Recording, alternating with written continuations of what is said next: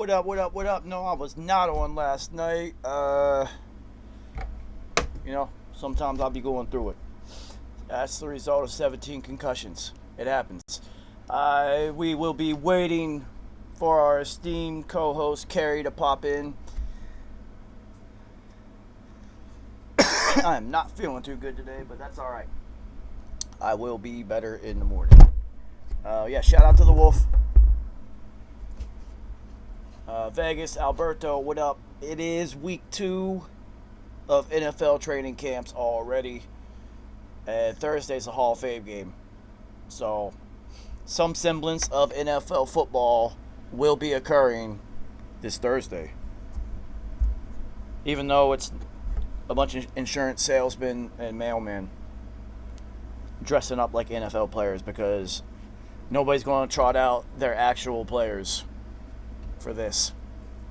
It's more like a ceremonial thing at this point. So whenever Kerry pops in, we will get it in. I did attend a live golf event this weekend, and we will discuss that at length because Kerry was supposed to go with me and he didn't. So I have to tell him of all the dope shit that he missed, because that shit was fucking awesome. So if you live somewhere where live is coming, I implore you to go to that shit.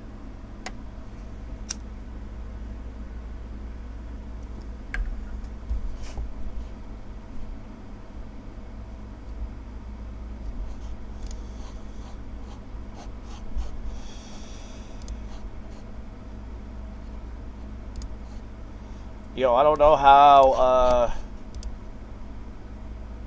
the weather has been for anybody else, but New York is absolutely fucking insane. It was 70 degrees yesterday and 100 degrees today. So, what do you want to do? Not quite 100, but it felt like it.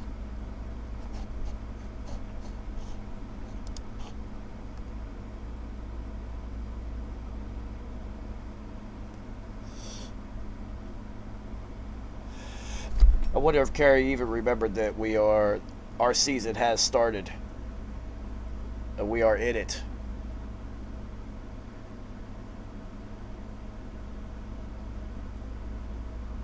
Ugh.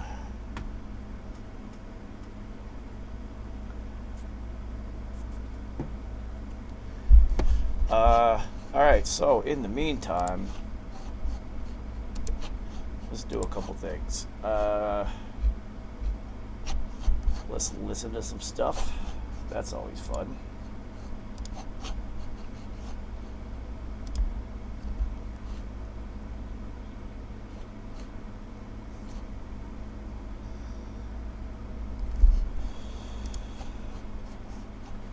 I got one better for you. I want to know what you guys think of what I have just done.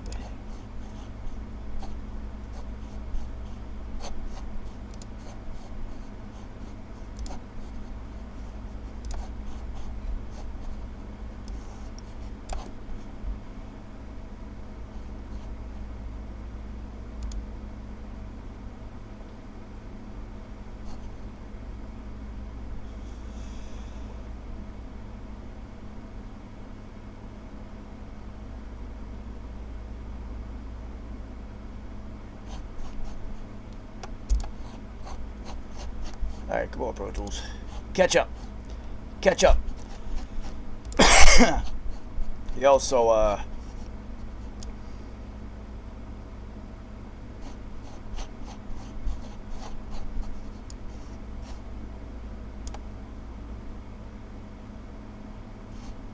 out what I've been working on.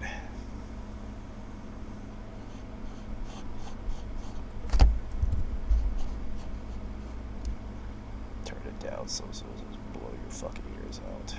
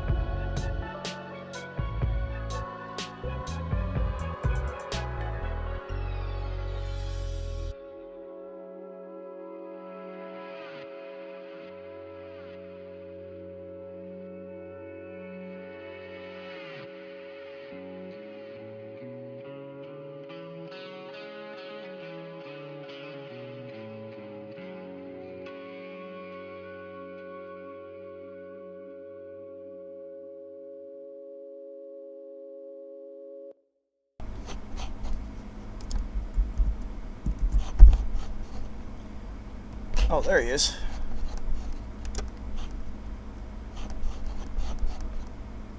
How long you been waiting? Yeah, I was just texting your ass. No, I was sitting there waiting for you, so I just opened a Pro Tools session and just played a beat real quick. I thought it would give me a like a prompt whenever you popped in, like it normally does, and it didn't. Waiting forever, son. I mean, that's Let me the in the fight. that's the first time you had to wait on me. How's it feel? It ain't the first time. Don't tell that lie. Well, in this realm. What up, homie?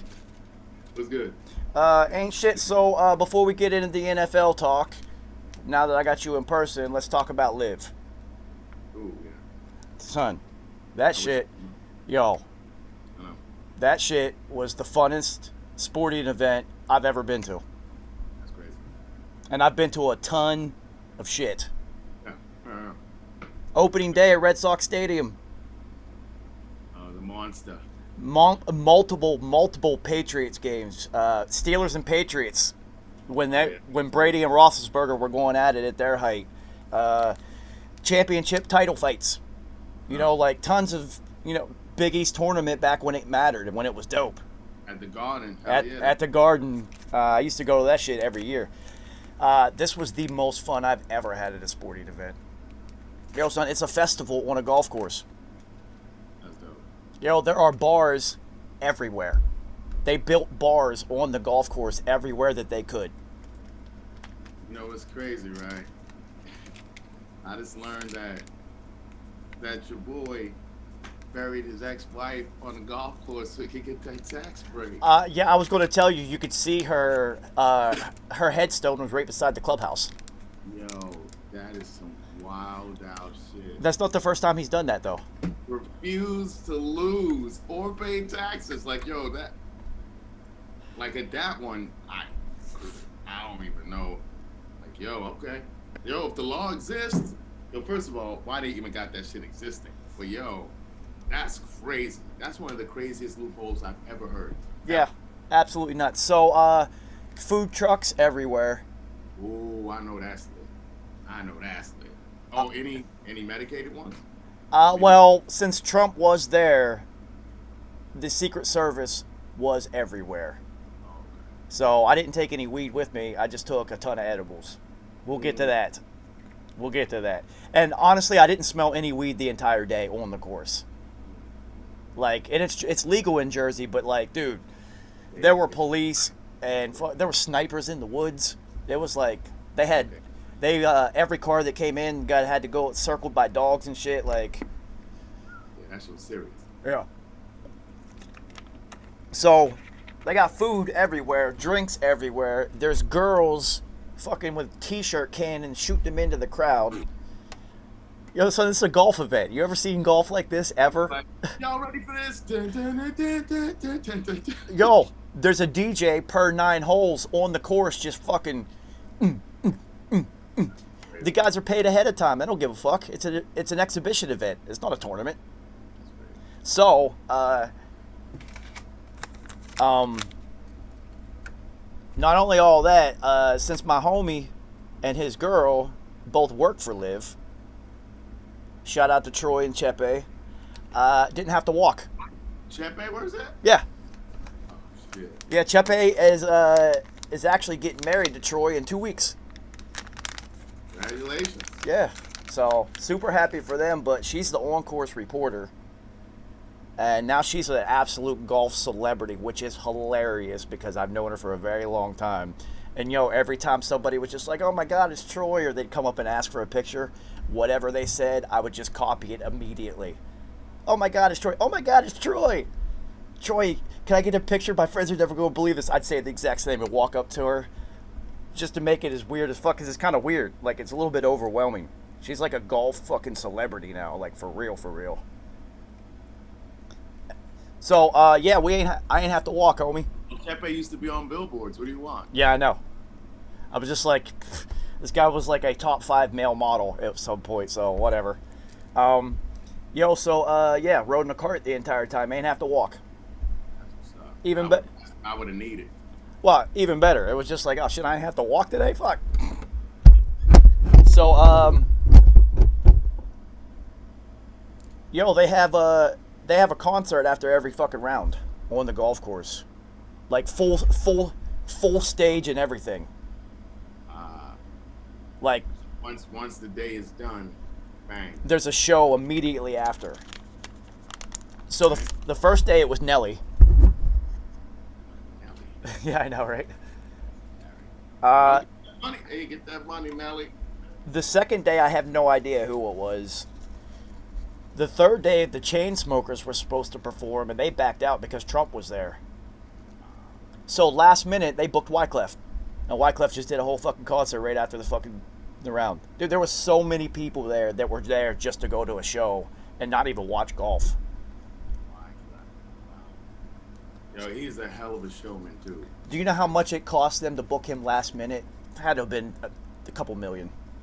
Of course. I mean, because he's also... great.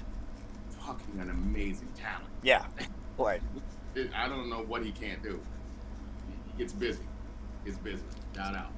So, yeah, dude, shit was super fucking dope. I cannot wait until next year when they come back around in there. You have to go.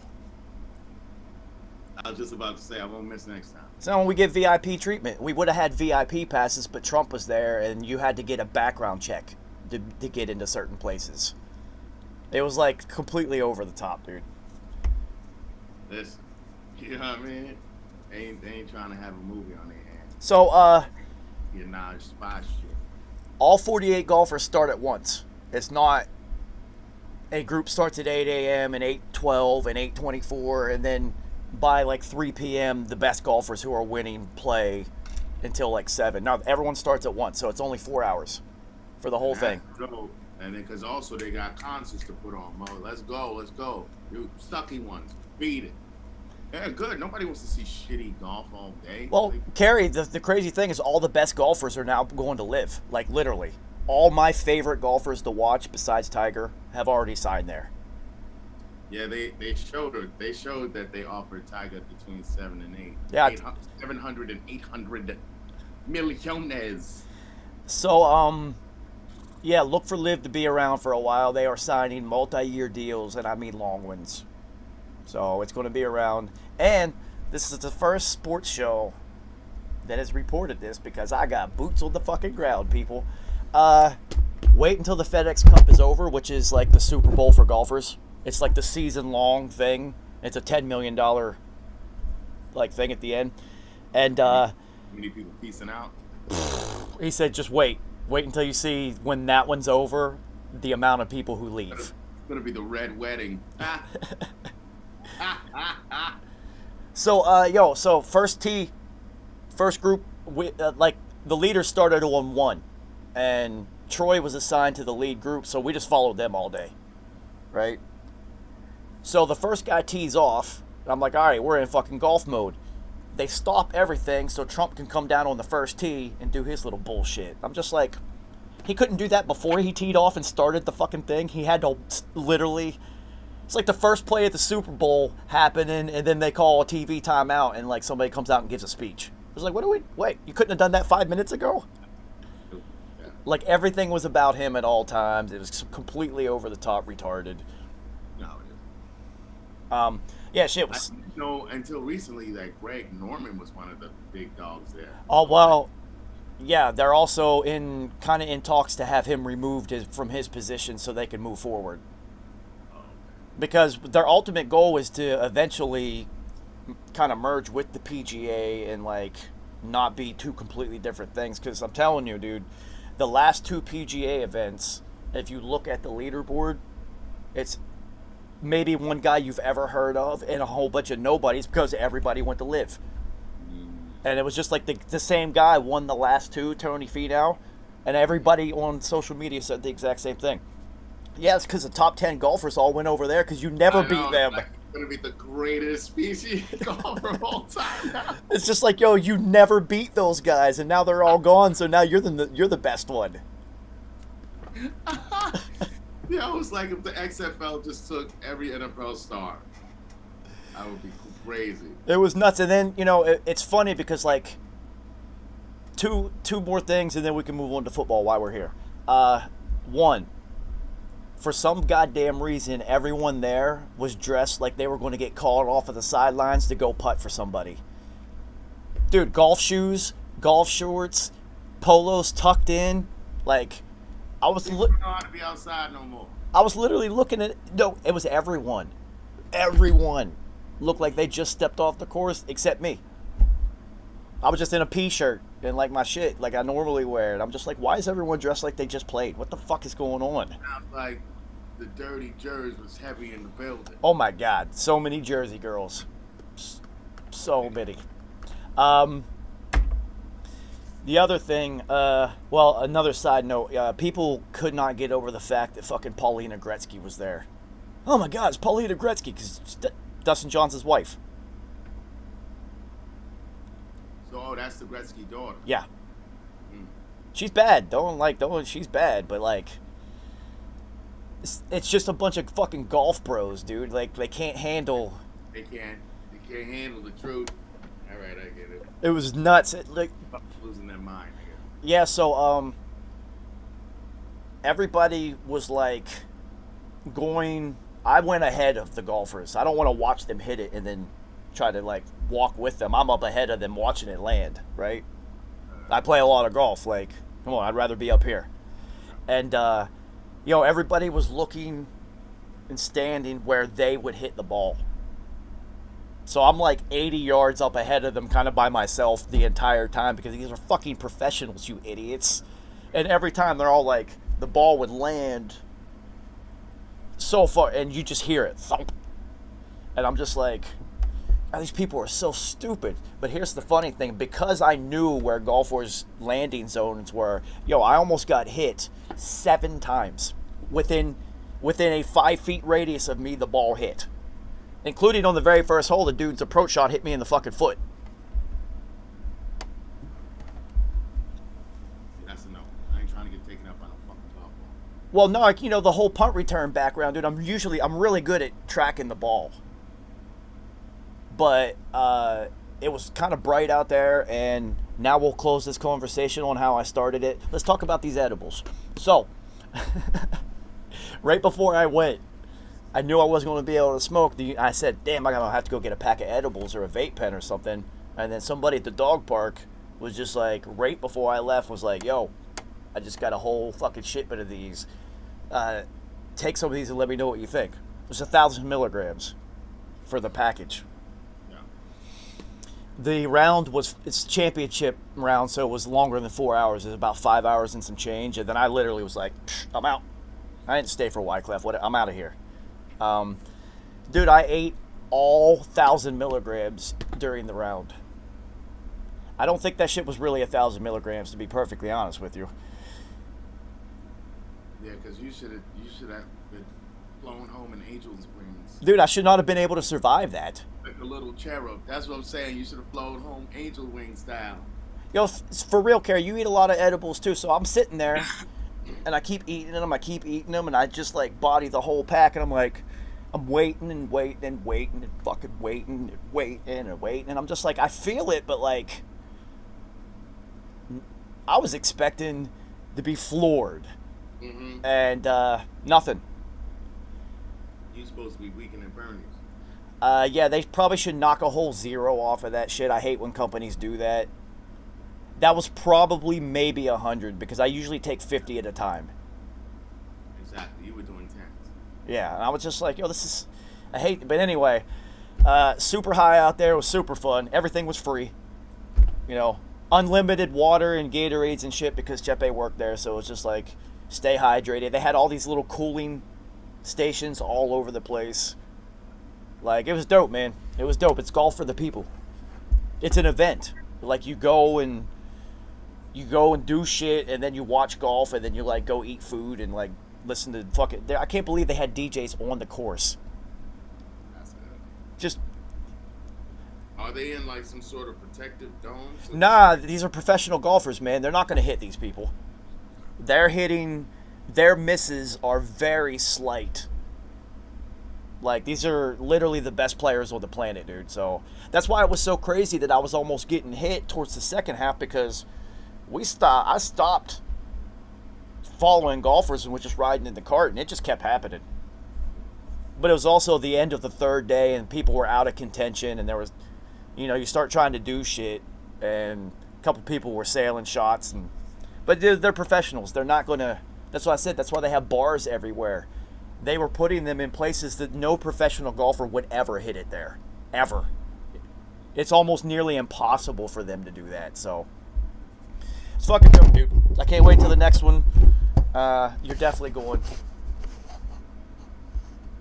It's not a golf event. It's an event. Oh, I told you, my man. It's an event. It was just crazy that it was in Chanel's old town. That's funny. That's funny. Funk though, what up, homie? So I was like driving over there. I was just like, I know exactly. Whatever. I know exactly how to get there. It only took me an hour and 15 minutes. So it was dope, dude. How was traffic? Traffic was all right. It's funny because going there, nothing. Right. Because it was Sunday morning. Right. Coming back, whoo. Beast. Whoo. Yeah.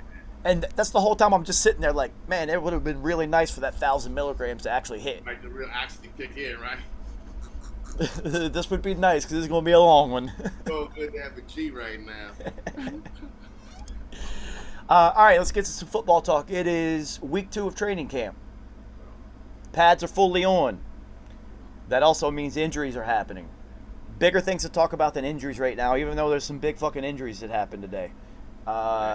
So, remember the whole tampering scenario with Brian Flores and the Dolphins and the whole, they paid me $100,000 to lose each game, up to $1 million if they lost X amount of games or whatever.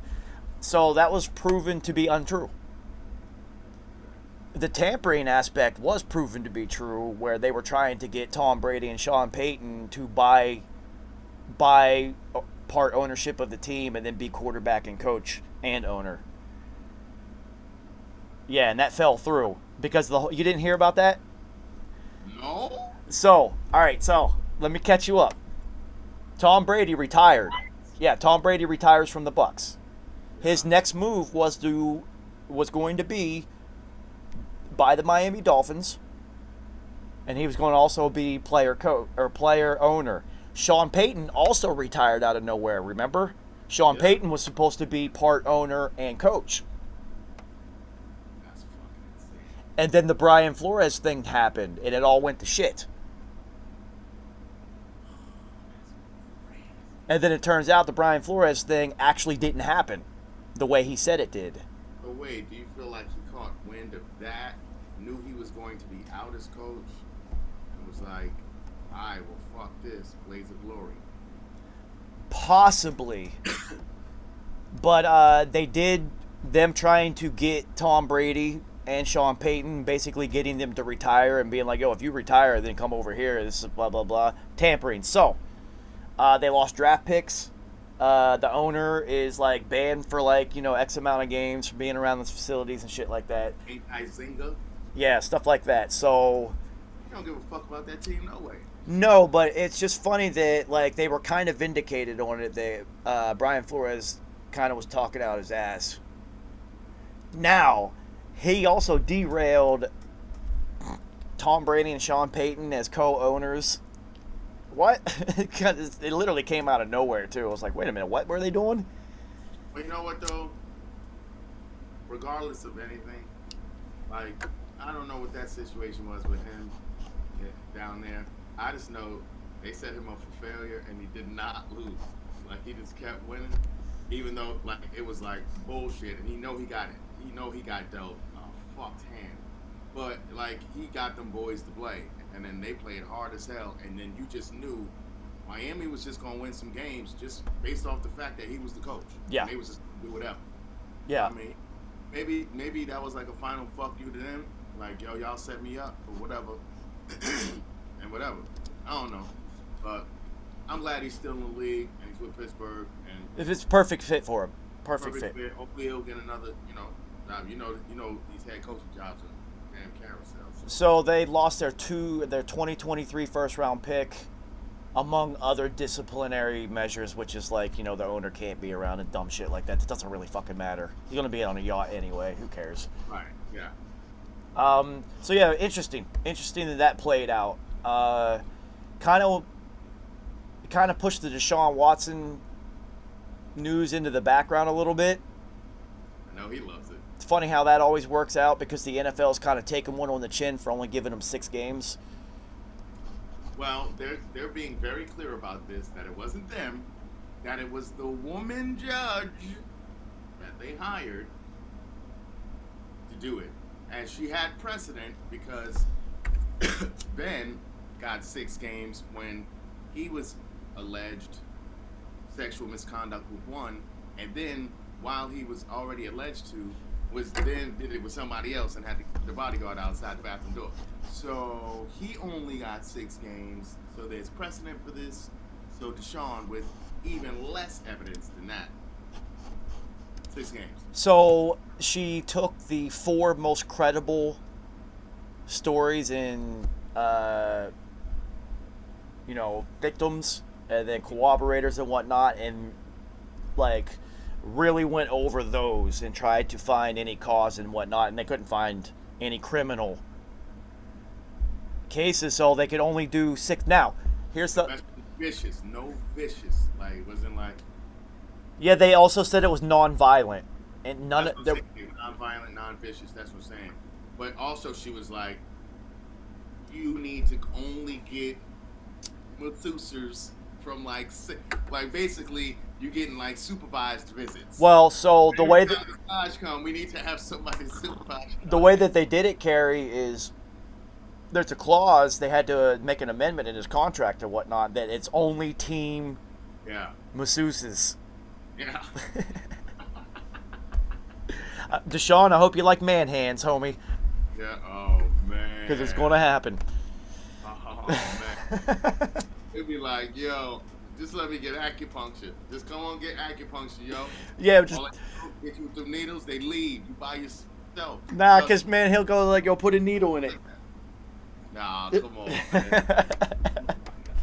what I'm like. I don't understand these cats. Like, just don't get caught up. Like, yo, I want the door open. I want people to see. Like, nah, we ain't gonna be in here by ourselves. Nah, we good. Nah, you know what I mean? It's not enough. Yeah, but with Deshaun, he was more like, nah, I want the door closed. Nah, see, that's what I'm saying. Like, you do it to yourself in these situations, and nobody knows what happened except for him and them. But you don't even want to leave that open because you already know you're gonna have the people who be like, nah, he didn't do it, even if he did. You're gonna have the people who gonna say he did it, even if he didn't. You know what I mean? So yeah, you just want to kill all that. Like, who can say anything, no matter how you feel about LeBron? Who can say anything about him being inappropriate? They even talked about the strip club, and he was like, nope, going the other way. Nope. You just don't hear it. This is what I'm talking about. There is a way for you to live this life and not get caught up like that. Yeah, LeBron is squeaky clean. Squeaks. You might not like him for whatever reason, but as far as his reputation and personal life, absolutely squeaky clean.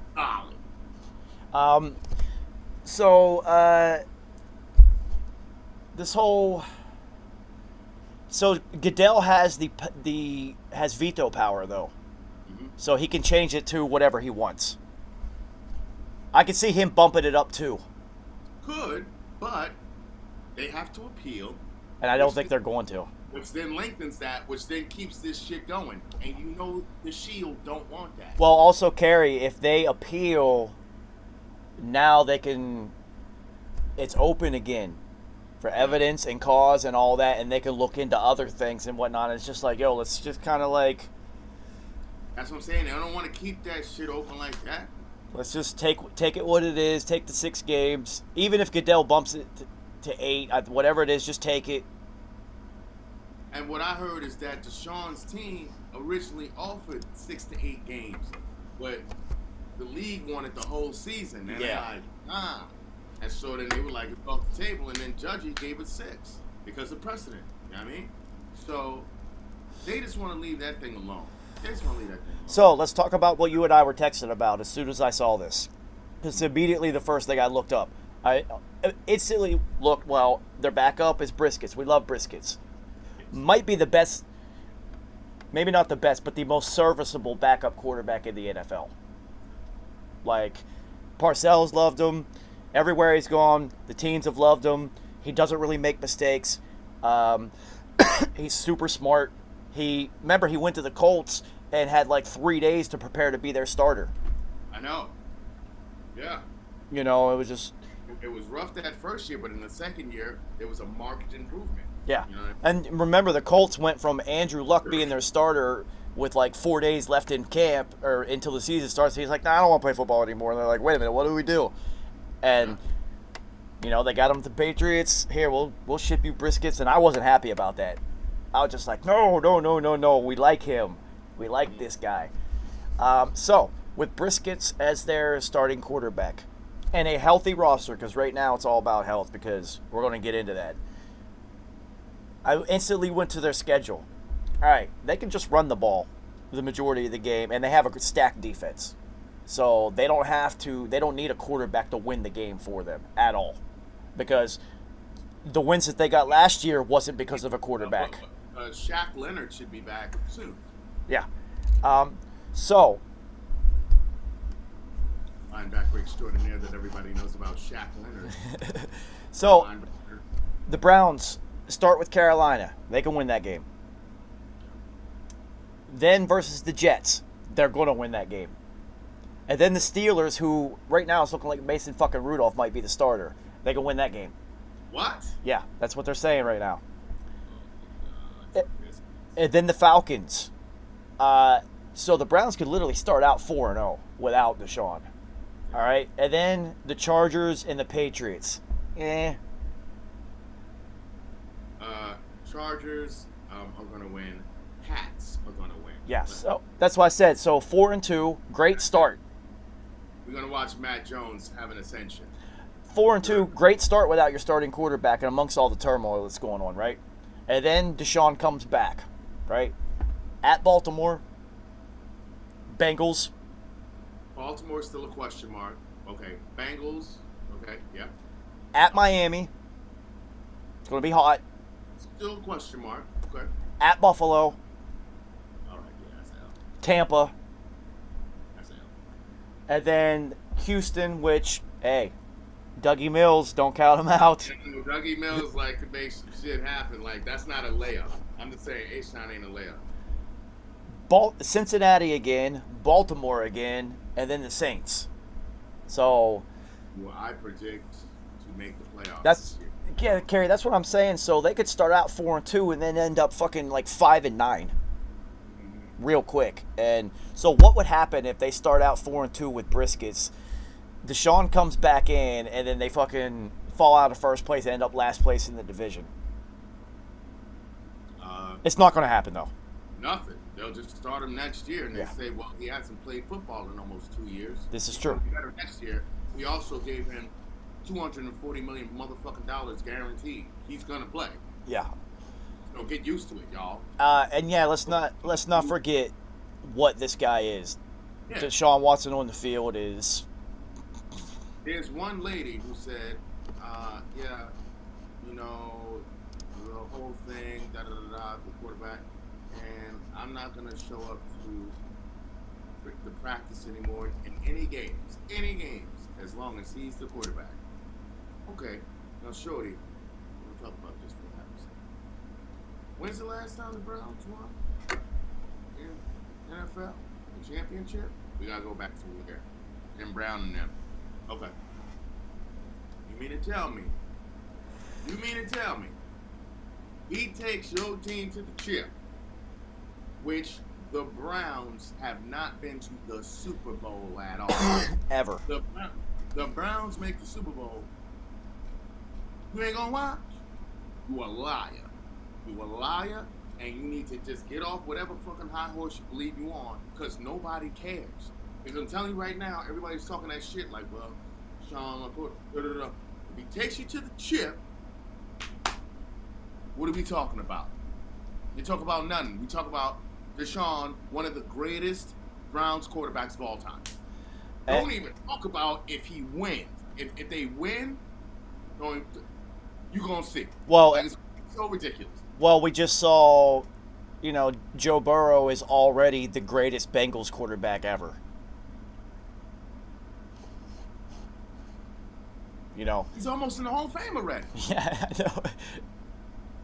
I know. So I just heard a funny story about all that, like, all the moxie and whatnot. Jamar Chase picks out Joe Burrow's outfits for him. I was just like, that is fucking hilarious. That's hilarious. Yo, you want your quarterback to always throw you the rock? Have him looking fly on the scene all the time. And have all the ladies coming this way. Guaranteed. You heard what he said? Hey, my favorite play? Throw it to Jamar. He'll figure it out. Got him to the Super Bowl. It sure did indeed. So, I have faith in Deshaun Watson's ability to play football and that Browns roster. Now, the issue comes in is, the AFC's pretty fucking stacked this year. Yeah. So, it is not going to be easy. Nah, I think his impact, it's already being felt in one way, but I feel like his true impact, I'm looking more next year and the year after. Where, now you see how shit's really shaking out. People are going to be up, like, do they resign Chubb and Kareem Hunt? Their receivers should still be in place. Maybe they upgrade a tight end, which they definitely need to do. But as long as they keep Myles Garrett, which I expect them to do, that defense is still young. So, it's affordable. Yeah, young and affordable. So we could be looking 2-3 years from now and be like, the Browns are dominating. Well, so what people have to understand, and I know that the NFL is unique to any other sport in that as soon as the season starts, every single team's fan base looks at it like this is our year. It's the only sport where 99%. Most Giants fans, you're just realistic about it right now. Most Giants fans are looking at it this season like, yeah, it's another shot to see how things play out, blah, blah, blah. Nah, so this Browns move isn't for this season. This is a long-term investment. Yes. The only problem with it happening this season is you get a year of wear and non-use, like, on everybody, yeah. And a year into their contract. So that means you're going to lose some people, especially on the defense. Probably, like you said, probably have to upgrade it at tight end. Some linemen are going to go. They do got to do that. They have one. It's pretty young. It is, but they have one of the best offensive lines in football. So that means, one of those guys probably going to get picked off and go get a mega deal somewhere. It's going to be the O-line. Can they keep that O-line? They probably won't be able to keep both Hunt and Chubb, and they're going to keep Chubb. That's what I'm saying, like Chubb and Hunt. Because they're going to come up. They're going to come up within the next 1-2 years. So, and honestly, they're not going to be able to keep the backup to both of them either. What is it, Ernest Johnson? Yeah, that guy. Yeah, you got to go. But, there's so many young backs. This is a league of young backs. It is, but he proved immediately, like, oh, okay, this guy can really play. Oh, Ernest. Ernest. But he also had, the Browns' running game, which is the best in football, both design and offensive line. So, like, can he do that somewhere else? We remember Orlandis Gary is the best example of all time of anybody in Denver can get 1,000 yards. Easy. Now do it in San Francisco, Orlandis. Oh, no, you can't? So I did see some Trey Lance highlights from camp. Trey Lance is going to be just fine. Yeah. Well, the roster's loaded. Absolutely loaded. Like, they did the absolute right move. This was a number 3 overall pick. Stop shaking your dick at the urinal. You know what I mean? And with that, we'll see you in 45 seconds. All right, time to re-up on Zoom. Yo, absolutely fucking hate Zoom at this point. I really do. But we've been using this for 3 seasons now, so fuck it. Now it would be really funny if Nice popped in out of nowhere.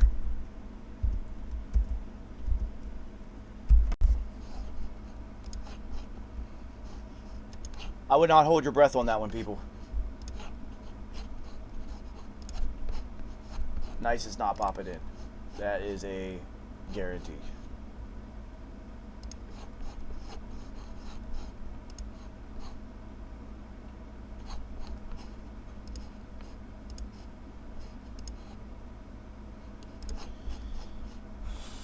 You got us. I see you.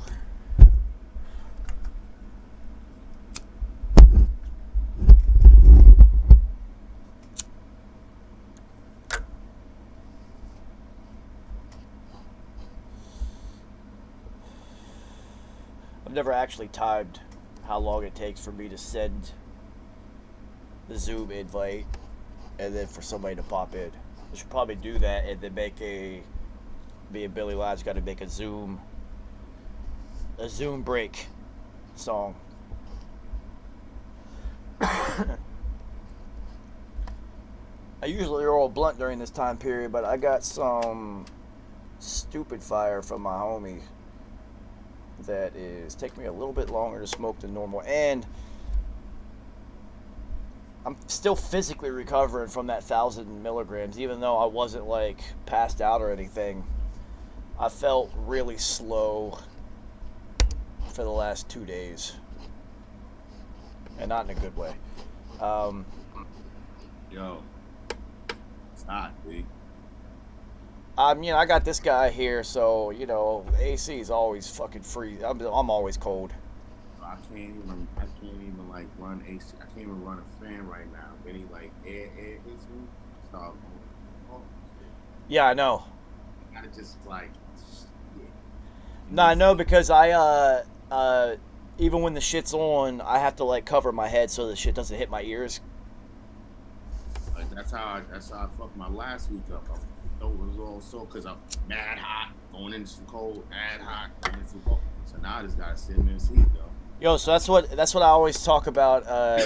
What I hate the most in New York summers is if you have to ride the train and you go underground and it's the 4th level of Dante's Inferno, and then you get on the train and all of a sudden you just transport to Antarctica because it's 56 degrees. Blasted on and you already mad wet because you sweat, and then you get blasted on. You come out with icicles, and then don't have to fucking switch trains and walk a whole avenue underground because then you just start sweating again and get on the next one. By that time you have a cold. Yo, that's what jacked me up. That's New York, dude. It happens every year. That's why I don't ride the trains in the summer. I always get a cold. I'm just like, this is stupid. I'm sick in fucking July. This is so dumb. I know, and being sick in the summertime anytime, but in the summertime. Nah, everybody would just think it's the 15th wave of the Roni. Right. You cough a little bit, and you like, oh man, if I start coughing too much, everybody gonna start like turning and like, yo, man, don't even look this way, yo. Yeah, man, did everything right. Am I the bad guy? I did everything they told me to. So, all right, let's run down the thing that I hate the most about training camp in the NFL, but it is a yearly thing, so you just hope you survive. Cardinals, Kyler has the Roni, so he's out a couple days. Whatever. You know what he's doing? Watching film. That motherfucker better be watching film. They said watching porn. Watching porn, obviously. No, so they took that clause out of his contract. Oh, they did? Yeah. Did they? Yes, they did. Well, they caught a lot. They caught a lot of heat. Like, everybody's like, say what now? Like, I dare you. You know what it was like? It was like, you already know, after I'm not even going to use their after Fresh Prince smacked Everybody Hates Chris, they was like, every other comedian after that was like, yeah, what up? I dare one of you mother, like, don't you dare come up here. Like, everybody's on notice. Like, every comedy show changed after that. So, like, this contract was like that. Like, I dare you to put some stupid shit like that in my contract. Watch. Yeah, so, I mean, Warren Moon and Patrick Mahomes and other black quarterbacks all had something to say about it. Of course. So, I had to play devil's advocate, and I had to think about it differently. So, Patrick Mahomes said it always seems like, black quarterbacks are held to a different standard. He said, myself and Lamar included, and I said, well, you and Lamar are held to a MVP level standard. And if you do not perform at that standard, that's when people criticize you. It has nothing to do with your skin color at all. People still do fuck with Well, Lamar. of course. Well, because he's a running back playing quarterback, and they want that traditional quarterback. I get that. They'll say it's Bill Polian. Yeah, but the majority of the criticism, Patrick Mahomes' criticism, comes in. You're throwing too many motherfucking interceptions now. Mm-hmm. Like, it's just too many. And then, And holding the rock too long because you're looking for the big play. You're not looking at. and then, with Lamar, it came in. Well, you were hurt last year, and if he's not playing at his peak, and they don't have anybody to fucking throw it to anyway, it's just like there was a They got Rashad. They got Rashad. yeah. So I'm they went from MVP level to any step back. It's just like, oh, what happened? What happened? So it's just like, all right. So to me, that's where your criticism comes from, because it's a football thing. With Kyler, the criticism came in where he did an interview, and this motherfucker said, and I quote, "Yeah, I'm not really one of those people that watches a lot of game film. I'm not in the film room 24/7. I don't really need to watch the game plan each week for our opponents. I kind of just see a lot more than everybody else out there." That's why it's in there. He literally said, "Yeah, I don't watch film." You're a quarterback. You have to. You have to. These defenses are too good and too disguised, which I'm telling you, man. And They have been hitting him with disguises. Like when he went against St. Louis, he looked lost in a few of them plays. so, Pause. Dan Orlovsky, who is like the voice of quarterbacks on Dan Orlovsky. Horslosky, he said a good quarterback won't be fooled by the same thing twice. Sure. And he said that's the thing about Justin Herbert, is if you fool him with something, he's never going to it's never going to happen again in the same game or later. One of my guys. And he said you can watch film with Kyler, and late in the season during their collapses and whatnot, defenses are getting him multiple times with the same things. And it's also coincides with this motherfucker's playing too much goddamn Call of Duty late in the season, because the graph is real. The numbers are real. Call of Duty comes out, their season tanks. Yo, you're not catching Herbert twice. You're not catching Joey Boyband twice. You're not doing it. You could get Patrick Mahomes because his arm is so ridiculous that he will throw. He's like Brett Favre. He's going to throw a bunch of picks because he's tried to do so many things. Josh Allen, his awareness is ticked up a lot. It's like, so then he'll hit you with a run. He's like, I'm gonna run your ass over now. Then you want to do that? I'm gonna run you over. Like he'll punish you for trying to do some dumb shit again. Yeah, I could totally see. Obviously, you can't do that to Brady. You can't do that to Aaron. There's Russ. Like you can't. They'll torch you. Like there's some you already know. But like the young guns, like so far you already know you can't do that to Herbert. Can't do that to Joey Boyman. Like you cannot. Too smart. They will get you. Way too smart. So I could totally see a Bucs and Bills Super Bowl, which would be awesome. It would be awesome because the Bills have reloaded for this run, and if Josh Allen continues to only take steps forward, they're going to the Super Bowl. Oh yeah. With the Bucs, all right. So every time Jennifer Lopez gets married, Tom Brady wins the Super Bowl. All right, look it up, people. Six marriages. The first 5, he won Super Bowls. She gets a ring. Tom gets a ring. This is the most off-the-wall stat fucking ever, yeah. he also goes to the Super Bowl every other year of his career, so he's due to go back again because he missed it last year. And we'll transition from that hilarity into what we're about to talk about until Zoom kicks us off again. Injuries. Matthew Stafford is experiencing soreness and tightness and discomfort in his throwing elbow already, and camp just started. That's not a good sign for the tail end of the season. That's not. I'm sorry. That Super Bowl season takes a toll. It's extra games. Listen. Tore it all. They'll be fine. I know. You understand? He was like, Cooper, Aaron, thank you so much. I'm a champion now. He was doing a lot of double fisties this offseason, so yeah, he got tennis elbow. He'll be fine, people. He'll be fine. He will, but that's just never a good sign that if you're in week 1 at camp, week 2 at camp, that the quarterback's already like, Because Big Ben and Drew Brees, this is what happened to them towards the end of their careers. Not at the end, but like 5 seasons before before they hung it up. It was like, oh shit.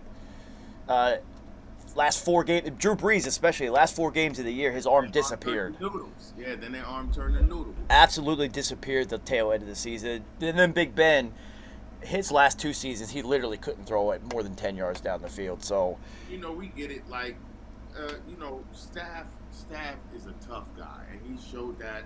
I mean, his fucking shit was dangling, and he beat the fucking cow bitches. I mean, like, he's a tough dude. This could go either way. It could go the way where shit starts weakening, but I'm hoping that it goes like the tough guy Stafford way, that he'll just like, there'd be some shit he could fucking brush off and like keep it moving, because I want that team to be fully healthy to fully try to repeat. That's the best way. Like, I don't want no fucking 1 year off the shoot champ and then they don't even make the playoffs the next year. I don't like that. Like, come fully healthy if you can, and like make another run and have someone knock you off. Well, it'd be so tough for someone to knock you off. Look at the Bucs last year. Return everyone. And with all the injuries they had, especially in the secondary, they still made it to the NFC title game and were 1 throw away from going to the Super Bowl again, which they would have won because Tom, come on. It would have happened. Would have been interesting, though. No. That matchup happened earlier. A round earlier. It happened too early, that's right. Yeah. Yeah, but I'm saying it's like the Rams were blowing them, and then Tom and them came, even with all them injuries, they came. No, what back. I'm saying though, so if the Bucs beat the Rams, the Bucs probably win the Super Bowl again. Oh, the Bucs beat the Rams, yeah, they're gonna win the Super Bowl. Yeah, so that's how I'm looking at it. So let's run through the injuries. There's a lot of them. Falcons, some dude named Vincent Taylor, ruptured Achilles, done. That's never good when you lose anybody on your roster for the season. And he sounds like someone who was really young and was probably either a wide receiver D tackle, so that's a rotational player. That's never good. All right, yeah, they need that. They need pressure. Never good to lose rotational players, that's for sure. For the Bills, Jordan Poyer is going to miss some weeks. Safety. Yes, it does. Hyperextended elbow, so... Okay, well, he can nut up. That won't be that bad. I know, but you know what? It's a 17-game season. You are a Super Bowl favorite, so if he has to miss... No. What I'm saying is, like, this ain't some shit like, it's a devastating injury. No, but what they're saying is they're already saying he's trying to get back by week 1. It's just like, why? Yeah. Why? Yeah. Why even do that? There's no need to rush back. But if he did, he would. Yeah, 100%. So, Amari Cooper got hurt. Ankle injury in camp already. Big fucking surprise there, people. Mm-hmm. Big surprise there. He's not going to miss any real time, though. Let's see if anybody... Tim Patrick, torn ACL, done for the year. That's one of your guys, too. That's one of your guys. I do like Tim Patrick. I do. he's one of those fantasy football heroes. Yes. Like, he's a guy who he shows up for you. You like who and how? Yeah, like so now. But what did I tell you? I told you I want to see Jerry Jeudy this year. I believe that this is the year of Jerry Jeudy. KJ Hamlin has to stay healthy. KJ Hamlin stays healthy, he's gonna get busy. Cortland Sutton's gonna do what Cortland Sutton does. But I believe this is Jerry Jeudy has to break out this year. I think Noah Fant's going to have. I think Noah Fant's going to have a retarded year because Russ is there. So Is he still with them? if he is, he's going to have whoever their tight end is going to have a good year. I don't think Noah Fant's still with them. I think they got that other talented dude with the longer name. He's like an African dude who's like a monster. Whoever it is, the tight end's going to eat, and Russ is up. Yeah, sure. with Russ. Yeah. For sure. Let's see. And Javorius, whatever his name, whatever that running back, he's going to take over Melvin Gordon's spot. So the Colts lost another wide receiver to injured reserve. Wait, yet another one? Yes. Or the one we talked about before? No, another one, John Hurst. I don't know who he is, but that's just another wide receiver. Oh, listen, you already got the wrong name, John Hurst. You already said you're going to be in the coffin. You did. So I would actually look for the Colts to probably make a push for Odell because they are just down so many guys.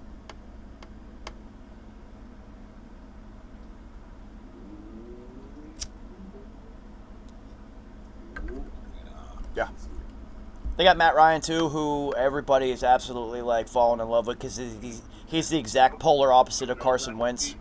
I could see T.O. going. Listen, don't at me. T.O. still in shape like a mother. Yeah, but I could realistically see Odell. I don't know what his return timetable is, but if they're still down wide receivers early in the season, I can see it. I would say the type of you can get them back late November, early December. Yeah. Irv Smith had thumb surgery, so, injured again. Where's he now? Vikings. He's still there? Yeah. He's always hurt. Yeah. Yep. So the Saints lost somebody named. That's you just stealing money. The Saints lost somebody to a significant knee injury named Smoke Monday. Great name. Well, he's gonna have plenty of time. Monday, Tuesday. Or listen, all days of the week gonna be open for Smoke. So don't limit yourself, Smoke. Yeah, the whole calendar's open to you, buddy. It sucks because new Saints safety and gray matter favorite Honey Badger has given Smoke Monday a ton of praise and said like he's going to be next. So yeah. Listen, you can't be walking around this earth with a name like Smoke Monday and not be one of them. Oh, he's got an all fucking sports name right there though. Smoke Monday. Woo. Better be. Wait, he's done? Yeah, significant knee injury, so it just sucks because this is what I said. Yeah, he'll have the rest of his career and whatnot, but he's missing a year of experience on the field. This is key for the Saints. I need the Saints to not lose people because I got to go into the playoffs. And someone like Smoke Monday, listen, you got Smoke Monday in New Orleans who celebrates Fat Tuesday. Listen, baby. Come on now. Baby. Yo, yeah, if they have a Monday Night Football game, that was a match made in heaven right there. Come on now. What? Yo, don't let him be like one of them ones, and I feel like he is. That's going to be What if he became so dope the NFL allowed him to put just his first name on the back of his jersey? It just said Smoke. Straight up Smoke. Yo! That would be awesome. Listen, going decals at different like companies and shit. Fuck that. Let me get my He Hate Me on. Well, the thing that I think that sucks the most about it is he misses a year of on-field during season experience with the Honey Badger, which is priceless. So that really sucks. He'll be around though, and he'll be able to mentally absorb shit. But sidelines is one thing, but you gotta be on field. Because I remember when I transitioned, and I was the cat people was coming to, and I'm like, yo, Ha! get there, go there. I know it's crazy. Get there, go there, be there. This is the play. That's the one. And it's like when you see it, it's crazy, and you just like, you don't understand how someone else doesn't see it. And you telling them, yo, do this, and they're like, why? I'm like, do it, and you're gonna get picked. Watch. And then bang, they get a pick. They're like, how'd you know that? It's like, you just know at this point. All right, so the G-men lost Satan Dane Belton to a broken collarbone. You said Satan? Dane Belton. What does he play? Safety, but Brian Daboll said the rookie has had a really good camp, so he's not too happy about this. I thought you said Satan, Dave. See, okay, well, it's a broken collarbone. That's 8 weeks. Yeah, so here's the other thing. You're going to see rookies get hurt because this is the first time they're experiencing NFL speed and collisions. Man. Yeah, don't ask, man. I lift the whole plates. Just look at any damn King Henry workout, and that's a running back. Imagine what I do. Look at any James Harrison workout. Aaron Donald. Look at any Aaron Donald workout, and that's who I'm supposed to beat, and that's who's going to be hitting me. Yeah. It's going to be 8 weeks. He's going to be tender. Like the collarbone, like it's going to be 8 weeks where he can get back on the field. That's just going to be tender the whole year. And so he ain't going to be right until off season. But he was doing well. But like, I'm trying to think, was he doing well starting well? Or was he doing like, I'm going to see some action in nickel dime? He's doing well for a rookie. Yeah, who knows? Oh. Who knows? So Tristan Wirfs gave the Bucs a scare after losing Ryan Jensen for what looks like for the season, which sucks. But it was just cramps, so everybody was able to breathe a sigh of relief because they had to cart him off the field, but he just couldn't walk. It's too fucking hot in Tampa right now. Fucking cramps. So, but the Bucs did lose center Ryan Jensen for the season. But as a caveat, their backup apparently is like the best backup center in football, and everybody, including Tom, has just been praising him even before this season. Like, yeah, we got a guy. So it's all great, and that's all good. But Tom trusted Ryan Jensen. Yeah, 100%. So talk to me when this kid fucks up one time. Yeah, Tom got to get in his ass, and then see how he responds. 100%. 100%, because shit is not easy. You got the highest of expectations possible. And now you got to protect a 45-year-old man who hates pressure up the middle. Hates it. And that's your primary job. So, you know what I mean? All right, so let's run around some other headlines. I mean, the big one was Tim Patrick today, because anytime a starter of significance tears an ACL, it's just like, fuck. That fucking sucks, bro. That sucks. I hate that. Yeah, I mean, the only caveat that teams have, especially with the Bucs, was that it happened so early. Bucs, it was day one with Ryan Jensen. So it's just like, all right, you got the entire preseason camp and everything to get this guy ready. So. Yeah, exactly. Yeah. I just hate it for a guy like Tim Patrick who, wasn't like one of them ones coming out of college, and like he had to work his way and like showed it, and everybody's still like doubting, and then he like kept doing it over and over and over. Like, nah, I'm real about this shit. And like you said, fantasy football, Tim Patrick was one of those guys. He win you some money, and then he finally gets that shot. And as soon as he does, man, and he finally has a quarterback who would fucking really make his career, because you know how Russ makes careers. Yeah, 100%. So let's talk about some roster moves, non-injury wise. DK Metcalf signs a 3-year deal and stays in Seattle, which is interesting because who the fuck is going to be his quarterback? It's probably going to be Geno, and if it is Geno, expect a bunch of turnovers because Geno throws picks, but expect DK to also eat because Geno will just feed it to him. Geno is going to throw it. Like DK will threaten for the receptions lead for sure. Yeah. And no moves on Jimmy G yet, and you know what's going to happen. He's going to have to get released. Well, no, Kerry. If whoever starter gets hurt, the one quarterback who gets injured in camp, they're going to be calling the Niners. And the Niners are going to wait. They'll just wait. That's what I'm saying. I'm saying, like, if that scenario doesn't happen, they just going to sit on them. And then like, release them when they're not on the hook no more. Yeah, and I don't think they will. I think they're just going to wait until there is an injury so they can get something out of it. Yeah, I mean, because they don't have to do anything. Yeah. And then if they do, when they release him, it's nothing to them. Whatever. I did see some video from Trey Lance looking good. I expect him to. Like, the boy needed time. He just needs time. Great organization to be in.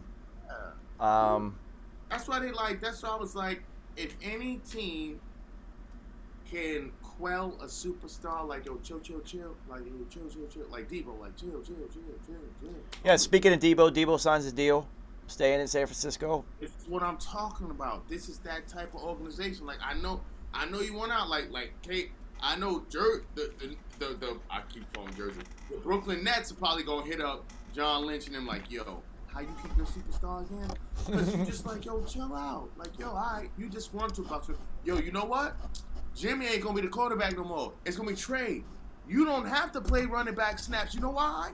This guy can run. Like, don't worry about it. Like, and you are a guy. You know what I mean? I bet you that's how they sold him. Because think about this. They didn't have to name Trey Lance the starter like that. I bet you naming Trey Lance the starter definitely coincided with Debo re-signing. I promise you this. Because with Jimmy there, Debo had to do too much because he had to cover Jimmy's ass. But you got Trey Lance, a young quarterback, stud, with legs, arm. He could do some of that shit, and then Debo could just, like, be support. I bet you. Yeah. I should have gone to this list for the injuries. This is much more in depth. Let's run through these real quick because this is a lot. This is because I know I missed some because Claypool injured his shoulder. I saw that, and that wasn't on that list. I think all those were just the injuries today that we went through, which is nuts. Claypool stay hurt though. He stay hurt. Yeah. Oh, he's very physical, and he's always diving for fucking balls and whatnot. He like one of them Al Toon types, like always knocking himself out because they always doing too much. You love the effort, but it's like, yo, homie, save some of them plays. We need you. Yeah. So Falcons. Deion Jones is out with a shoulder injury. He's on PUP. Let's see. The Ravens, J.K. Dobbins is out on PUP with the knee still. Gus Edwards is out with a knee injury. Stay away from Ravens running backs this year. Ronnie Stanley, an offensive tackle for the Ravens, is out with an ankle injury on PUP. Marcus Peters is out with a knee injury. A lot of injuries in Baltimore. Let's see. None of these people. Tre'Davious out. Tre'Davious White is out for the Bills with a knee injury, but nothing serious. It's interesting because if you start getting banged up early, you have a tendency to some of these will linger for the whole fucking season. I mean, but these sound like just right now knick-knack paddywhack. These ain't season-ending broken bones. Well, I mean, the one guy your guy had a broken collarbone. That kind of sucks. Yeah, but he can come back. You know, he just got to be smart about his shit, and he needs some. You know, he don't need pus. He need that calcium. Riley Reef. Seymour, son. Riley Reef for the Bears signed a $12.5 million contract. Good for them. Mooney. Expect Mooney to have big numbers this year. Hope so. Take him to the Mooney. T. Higgins has been out of camp. That's your guy. Joe Burrow had appendicitis. Had to have his appendix removed. That's a big injury, but he'll be back. No big deal. That fine. That's like the hiccups these days. Yeah, 100%. Denzel Ward has been out with a foot injury. He needs to figure that shit out. He needs to stay healthy. Yeah. This is what I wanted to get. I knew there was another one that I missed. James Washington, wide receiver for the Dallas Cowboys, who was basically there to replace Amari Cooper, kind of, I guess. Carted off of practice after a right leg injury. They are waiting an MRI to see the severity of that. So that's another landing spot possibly for Odell because of that injury. All right, motherfucker, calm down. I'm just saying. Don't you say that bullshit. Say that shit. Nah, we want him to go to the Colts. Go ahead and say Colts. Yeah, the Colts. So yeah, like James Washington, I will say this. Like, like you as a talent out of Oklahoma State, as I've liked a lot of Oklahoma State wide receivers. Des Bryant. What was the other one who followed him and who then went to Jacksonville and then made a damn stupid fool of himself? Blackman. Yes, Justin Blackman. Yeah. Who he played himself. That dude should have been. He was so talented. Man, he fucking played himself, and he pisses me off. See, that's the type of the athlete that pisses me off. Like, you had everything. It was just right here. It was right here, buddy, and you fucked it right there. Des Bryant got busy. He got busy, and I wish he would have been able to be in the league longer because that dude was he was on like the Sterling Sharp trajectory. That dude was a problem.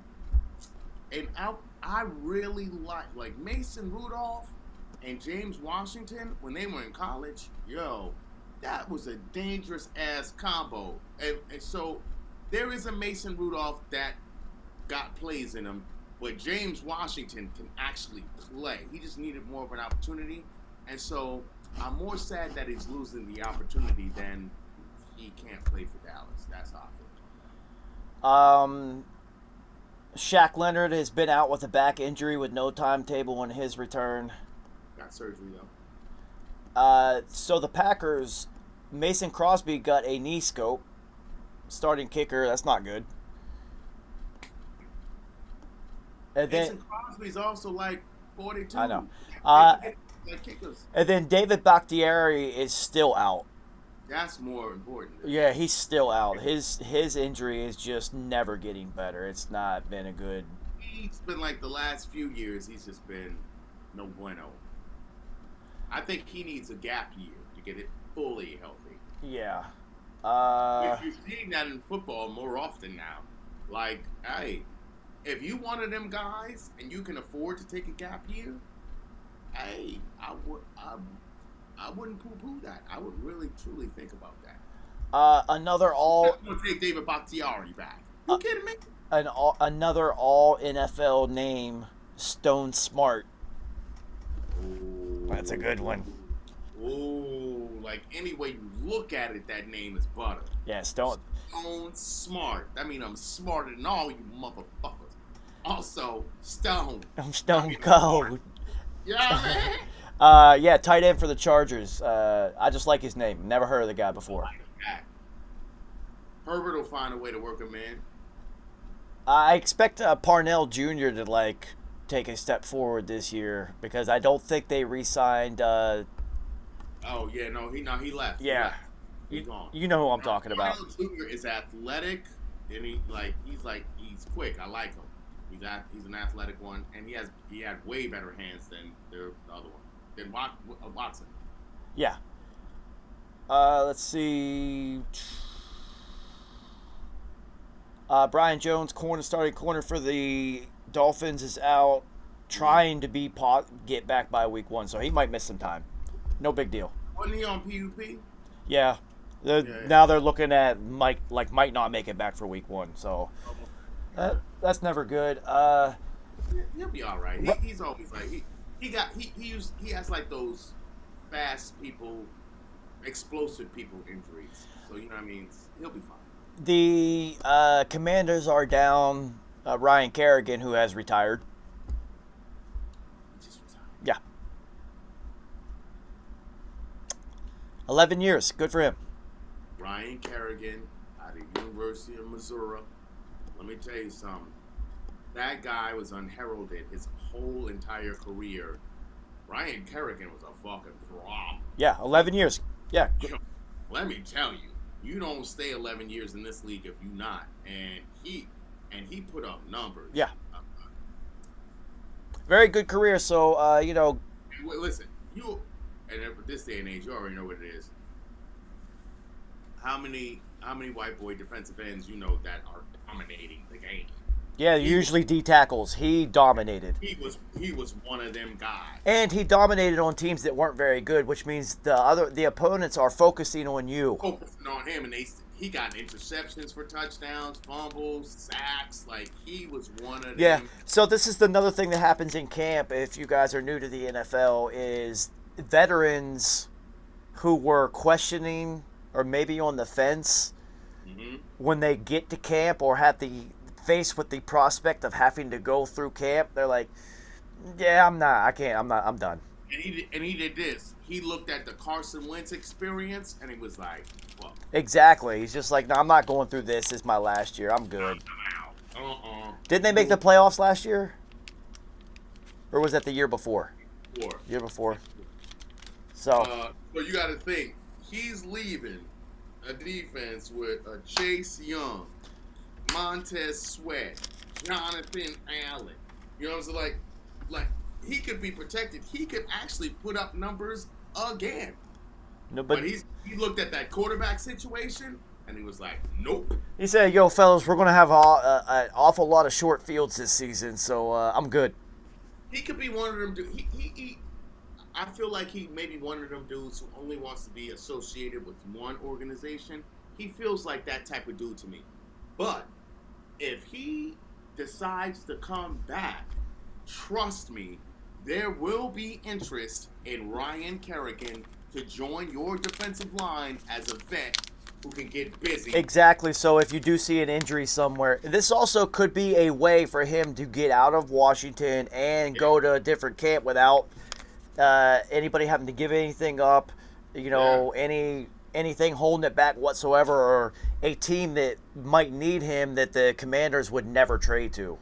Right. He can go anywhere now. So, and just like Gronk retiring, come on, people, by week 11, if you don't see Gronk when the season hits double-digit numbers, then he's not coming back. It's not happening. But when it hits like week 10, that's probably when he's going to come back, because it's time to get ready for the playoffs and time to go win another fucking Super Bowl, Tom. Let's go do this. Why not? Why not? He doesn't need to practice. He doesn't need to play the first half of the season. Greatest part-time job or seasonal job. Seasonal. Kerry? Seasonal job. Part-time seasonal. You take two of the best things ever and make them one. So, a part-time seasonal job? And you get to win a chip? You have to look at Gronk. So you know how, like, established veterans will take camp off, OTAs and shit? Like, yeah, I'm definitely not. He did it when Strahan did it. Won a chip. So, Gronk is so good and so established. I think that was like the one who set the blueprint. Yo, Gronk is so good and so established that he can literally take the first 10 weeks of the season off and everyone's cool with it. Like, no, you good. You good. Yeah. Plus, also, his injury history and age, like, he needs to only come in when it counts. Yo, straight up and down, now that I think about this, Strahan really did, in this era, really did set the tone for like, yo, I ain't coming in, I might retire. And then he's like, especially with a tough coach, but you know you got a good team, and then you miss all of it, and then you come back, and you're like, all right, I'm going to play again. And then they just go on a run. Since then, I've seen quite a few players, like vets, like, who are like, they're like them dogs from them teams, and they're like, that looks like we could do something. All right, maybe I'll come back. I've seen that happen now. Like, since then, the frequency has gone way up. Like, he showed them the way. He showed the vets who are like, I could retire. You know you love me. And I'm, like, connected to this franchise. I mean, you couldn't do that with New England. There's some franchise you just can't do that with. Because they will get rid of your ass way before you can get that. But yeah, so one more injury before we re-up for a segment-filled third part of our show because there's two things that we're going to run through that I think are hilarious. Taysom Hill got absolutely tattooed in the ribs. He's going to miss some time. Caught one early. Hey, he was due for one. Let's be honest. Yeah. So yeah, I'll see you in about 45 seconds, Obi. All right. Oh, I was quick with it this time. Emmanuel, what up, homie? We have to prep ourselves for football season by getting back into the swing of things on Gray Matter because we took the entire off season off. Whereas last season and the Rona year, we went every single off season and did a show and talked about the NFL when the NFL wasn't happening for 6 months each year. And yeah, we didn't. We ain't do that shit this time. What up, Beef? What up, Adam Smith? Yo, I already picked the Raiders to win their division. I already put the bet in a long time ago. They won it last year. Or at least they went to the playoffs, I mean. They went to the playoffs with the whole John Gruden thing hanging over their head. And now they got Devontae and Chandler Jones. Forget about it.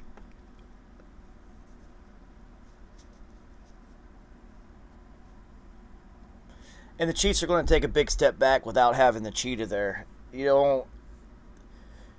It's not... You might be able to replace Tyreek Hill's numbers as far as touchdowns and season total of yardage and whatnot, but you are not going to replace the effect that he has on the defense when he doesn't even have the fucking ball or when they're not even going to throw the ball to him. So, Adam Smith says, what up, big Raiders fan? I say I already picked the Raiders to win their division because they went to the playoffs last year with the whole Chucky thing hanging over their head, and they added Derek Carr's best friend, who happens to also be the best receiver in football, and Chandler Jones on the defense side of the football. And the Chiefs are also going to take a step backwards because not having Tyreek Hill, Patrick Mahomes will make up these statistics. Somebody else is going to get those touchdowns, and a conglomerate of people are going to make up the yardage, right? What they're not going to be able to do is the effect that Tyreek Hill has when you're not even throwing him the ball pre-snap and when he doesn't even have the fucking ball, because the defense has to account for him every single fucking time he's on the field, and you have to cover him for 60 to 70 yards. So, good luck. He's faster than everybody on the field, and now he's not there. So, you can kind of, as a defense, push forward a little bit more on Kansas City, which also means you can get physical with Travis Kelce, because everybody learned in that Bucs Super Bowl that you can kind of beat Travis Kelce up. He doesn't really like to get hit like that. Out of his game. Yeah, he gets a little bit flustered and whatnot. So I look for the Chiefs to definitely take a step backwards. That's a huge loss for them. You have the fastest man in the NFL by far. You have a very unique weapon, and now they don't have that. I did see... though. I will say this, though. They did get MVS, who is also very fast, but he's not Tyreek fast. They got, and also, let's not forget, everybody has been waiting for who to show up on the Chiefs. The second fastest man who was on the team, what's his name? Miko Hardman. Pause. You gotta say pause every time he says his fucking name. Hardman, pause, is fucking amazingly fast. You also now got MVS. You also have Juju Smith-Schuster, who also comes in as one of the toughest receivers, a la Hines Ward, who will block, who will do all the dirty shit. You also bring in Rojo. I believe that the construction of this team will just be different. They understand they're going to have to bring shit in, but you still have MVS, Mecole Hardman. I believe that this is what they do. They start bringing people in more because people are not, they're going to automatically come in because you don't have Cheetah. So they're automatically going to come in, and then they're going to fool you like, all right, we're going to go underneath. They still got some fucking fast guys on this team. They do. Also, Derek McKinnon. Like I just think that this is going to be another year for Travis Kelce to eat. I think Travis Kelce, they're going to think that they're going to be able to double him, but I think they're going to go out of the backfield and slot and a lot of early slant shit. I think we might see peak Travis Kelce this year. I think we might see. That's what I'm saying. We might see the best year of his career. The best year of his career, and then after this, bang bang. I think we see the best of Travis Kelce, and then I promise you, it's either going to be Mecole. It's going to be Juju. Yes. Well, I mean, Juju's going to have that sneaky year. Juju's going to have a year. First of all, you got to think, Juju, even doing all his third receiver underneath stuff, he's gotten 1,000 yards before. Like, this is a tough dude. I think, like, in the AFC, when you talk about receiver versus DBs, he knows what this shit is. Juju has beat these DBs up in the past. And if Juju is healthy, that's what it is. If he's healthy, I think he makes a big difference in the third down game, and especially the run game to help Rojo and Hilaire. Well, I also think that the Chiefs' offense is now going to play to a different strength, which is it's not just going to be vertical and stretching. That's what I'm saying. Use Patrick Mahomes' arm and now his experience and whatnot to dissect defenses and pick them apart and whatnot. And you got Orlando Brown Jr. back because he came in. So now we're gonna do these 1-for-1 deals. So your offensive line is now a year stronger because they're a year longer together. So now what you got to do, bars. Like George Karlaftis, you know what I'm saying? Let's look at Karlaftis. Sorry. Did you just say Call of Fetus? I call a fetus because I was thinking about Kyler Murray and I was Call of Duty. Call a fetus. All right, Karlaftis. Diabetes. Diabetes. R.I.P. Willard. Brimley. But their defense, even though they lost Honey Badger, they got Justin out of the Texans. Justin, what's the last name? Reed, thank you. Justin Reed, who's a bad boy, let me tell you. And so he, like leadership skills, he's not on par with Honey Badger. Skill-wise, though, Justin Reed is a bad man, and that's who you want back there. They did definitely improve on defense, and so, like, that's where they're going to hang their hat. And I think you're going to see a Chiefs team that's going to run. They're going to run a lot more, and they're going to have a lot more RB action this season. And look for Patrick Mahomes to probably have the best rushing season of his career. Yeah, easily. It's just not those 80, 90-yard touchdowns. They're going to have a couple, but it's just not going to be as many. The whole different. They should, and Andy Reid's smart enough to be like, all right, this is what we need to do now because things are different. Things are different. So this is what I want to do now. So the NFL, NFL.com, Beef, you're an idiot if you're a Jaguars fan. Although I have heard nothing but praises about Doug Peterson's professional approach to football. Hey, Joe, what did I say last week?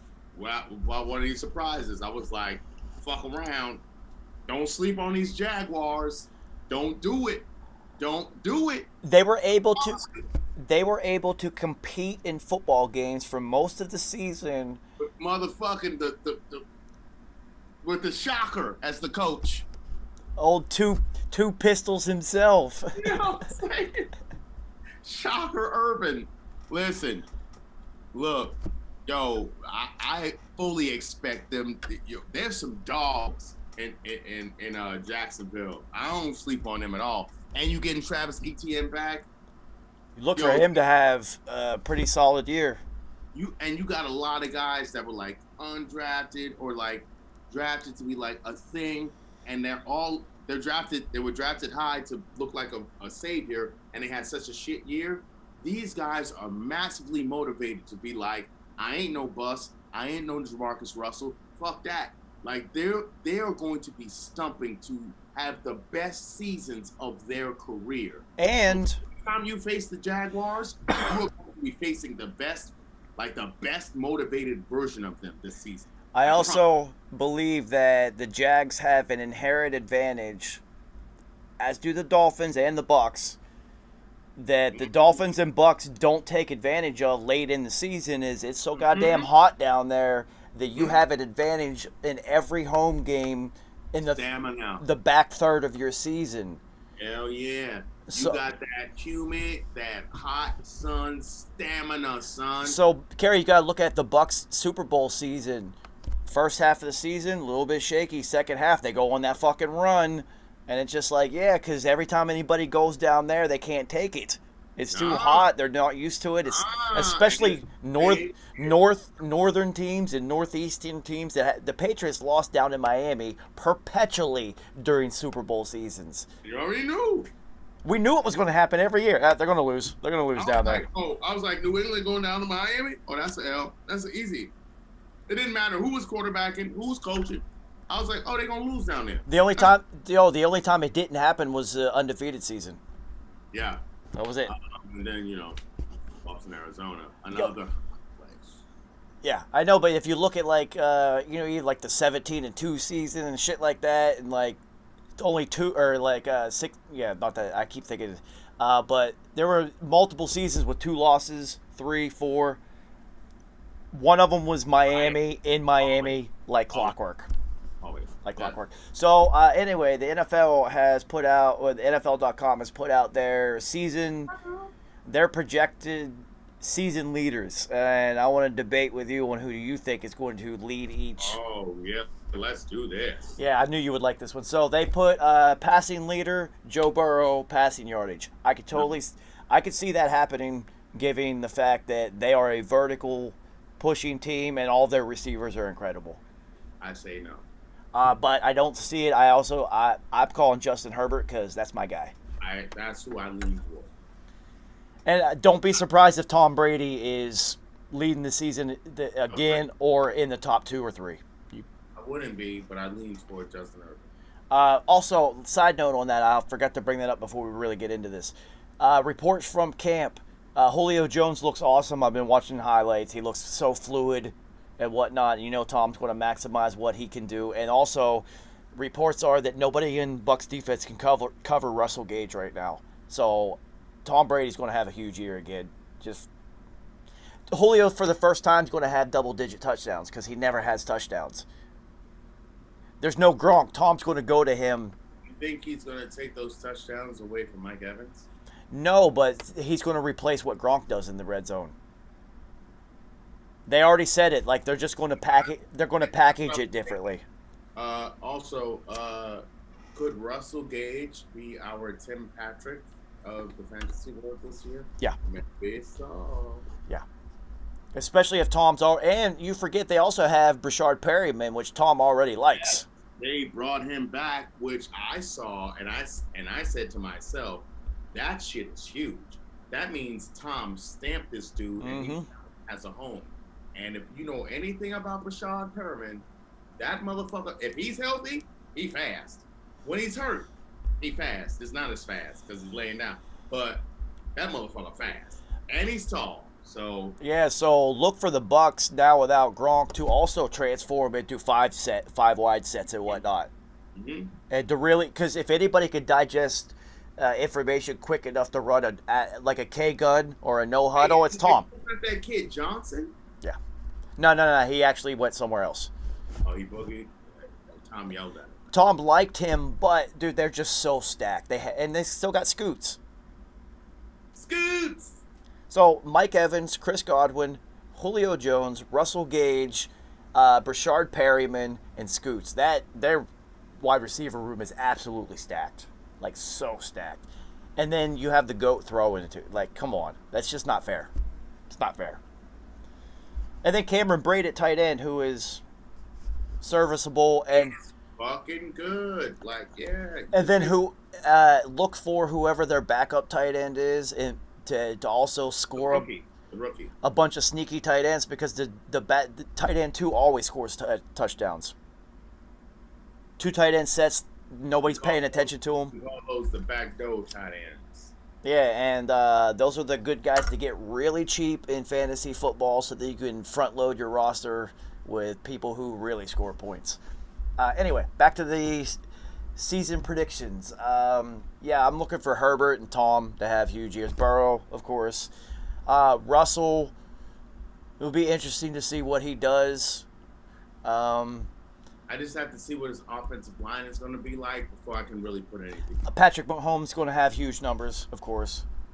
The typical guys are going to be above 4,000 yards. I feel like Patrick Mahomes' completion percentage goes up this year. Yes. His QBR goes up this year, but he'll still have like a big season yardage wise and all that. Yeah, passing touchdowns. They have picked Tom. Yeah, that I could see that. We just talked about the plethora of weapons. They're going to throw it constantly. Again, Herbert's going to have just off the chart numbers. Josh Allen's going to have a huge year too, but he also runs a lot, so that negates a lot of throwing touchdowns, because he's just going to run it in himself in the red zone. But yeah, Tom, come on. It doesn't surprise me. He gets rid of the ball quicker than anybody. He avoids sacks better than anybody by getting rid of it quicker. And there's so many weapons. There's so many. It's just, if everybody stays healthy, I would have Joey Boyvan over Tom. Yeah, I could totally see that, because Joe Mixon, being their starting running back, scores a lot by catching the ball out of the backfield, which will pad Burrow's stats. So I could see Burrow. That's a good call. I didn't think about that one. Good call. Good call, because they got Tom at 40. 17-game season. I think somebody hits 50 possibly. Mm-hmm. I could see Burrow hitting 50, because you could see Mixon getting almost double-digit passing touchdowns out of the backfield. I'm looking for Mixon right now. Mixon is starting to look like our new age Roger Craig. Like, this guy is fucking. Like, he did not get enough credit for getting them to the Super Bowl. Joe Mixon was fully grown last season, and like, he beasted both running and catching balls. So like, if he can duplicate that shit, also we're forgetting Matthew Stafford's going to have huge numbers too. Yeah, what you said about his arm concerned me. So that's why I was like a little. Yeah, I don't see him at the top of the league, but he's going to have big numbers. He'll hit 4,000 yards. Rushing leader, they got King Henry. Now we got this list. Who is the dark horse on this list? I got my dark horse. Does Dougie Mills take a step forward and have close to 4,000 yards and like 30 touchdowns? Possibly. Hey, Lovie Smith is in love with him, so I don't doubt that. I'll be honest with you. My dark horse is going to be James. I knew you were going to say that. I knew it. I did. That's why you brought that up. I knew it. I needed to be. I do. Yeah. Of course. If Michael Thomas is productive and Jameis stays healthy, he's going to put up big numbers. It's just, is he going to put up the big other numbers too? That's the real question. Oh, yeah. Well, last year before he got hurt, he didn't. He only had 5 picks. Yeah. He was playing well and he was very efficient. Alvin Kamara being out for the first 6 games of the year. which makes me think he's going to have to pass a lot more, Yeah. which is why he's my dog. Yeah, Michael Thomas being back is so huge because if you need a first down, he's just going to get it. Just throw it to him. He's literally unstoppable on a slant. It's unstoppable. He's too big. His hands, he never drops it. He never drops it. He catches. Michael Irvin, dude, his catching percentage is in the 90%. It's like he literally catches everything that's thrown to him, and it's an ultra high volume of balls are thrown to him, and he catches over like 99%. It's like retarded. He never drops anything. He already went a full season without a drop, and like considering that he's think about how many receivers have done that. We know he's done it. We know D Hop has done it. Talk to me. That's what I'm saying. And these are people. If we got a researcher out there, let's research that. How many receivers have gone through a whole season, like primetime receivers, not like fucking you played one game, that have gone a whole season without a drop? We need a research team on that. You have to think, considering they're going to get double teamed and the best quarters on them the entire season. Like the number one, like he did it and D Hop did it. I need to know who else did. And think about, they're catching 120 some passes a season. They're getting everything thrown to them. That's incredible. That's incredible. I don't know how people can really truly understand how amazing. Like when the ball touches their hands, it's in there, ain't going nowhere. Both of them have the strongest hands in the league by far. So rushing yards, they got King Henry. If he stays healthy, of course, 100%. It doesn't matter if you stack the box on him. It literally doesn't matter. He's going to push 2,000 yards if he's healthy, regardless. Jonathan Taylor also is going to have a big year. Who is going to surprise you with a big year? I think Josh Jacobs could have a solid year because they are going to be throwing the ball more. They got Waller and Devontae now, so that's two primetime offensive weapons you have to account for. So that leaves a lot for the running back, a lot of open lanes and whatnot. I'm gonna give you three names. So I think Javonte out of Denver, like I said, who's going? I think he's taking over for Melvin Gordon. I think he's really going to be like their bell cow. I mean, Melvin's going to play, but I think for them to have success, I think Javonte is going to become more like Carson. You know what I mean? And Wilson loves like a Marshawn or a Carson, like a running back. He could just a big back that he could just stand on to, and they get busy. That's what Russell likes. And I think that's what's going to make Javonte jump over Melvin. Dalvin Cook's also, if he stays healthy, will put up ridiculous numbers. Yeah, but I want to look at another area.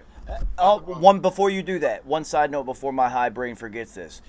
If Nick Chubb was a full-time running back and did not share carries, he would lead the league in everything. Well, you know how I feel about Chubb, Rob. Yeah. You already know that's my favorite back in the league. Dude, he had 1,300 yards last year while sharing the rock. That's my favorite back in the league outside of King Henry. King Henry, we don't even talk about him. He's an all-time great. Right. Like, we don't even talk about him. Like, so when I talk about my favorite backs in the league, it's already with the understanding that King Henry is like in the elite. So I'm talking about like the regular cats. What are still like superstars.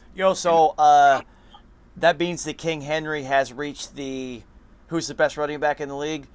Well, there's him and then everyone else. So he's literally excluded from everyone else. That's what I'm saying. It's like we don't talk about him because we already know what he is. That's another thing. So outside of that, who are we talking about?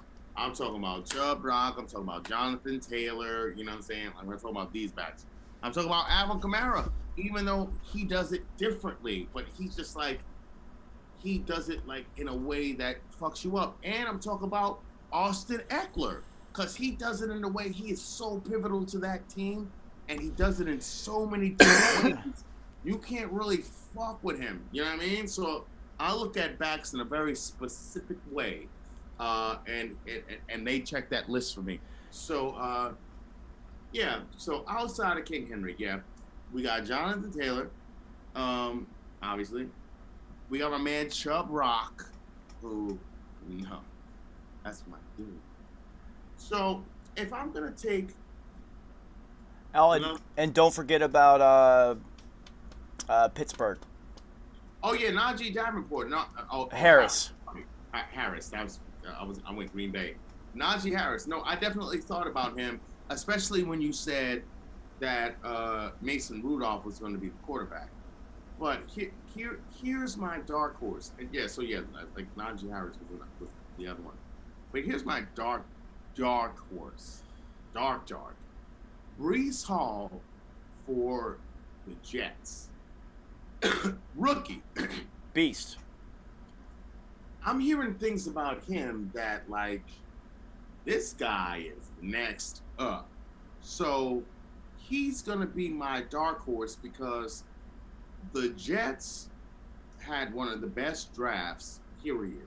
And they've been drafting very well over the past 3 seasons and playing the free agency game very well. You can say whatever you want about the quarterback, but outside of that pick, they've drafted very well. They free agency very well. They moved Micah Becton over to right guard. So now they feel like the person they just drafted is going to be the left tackle.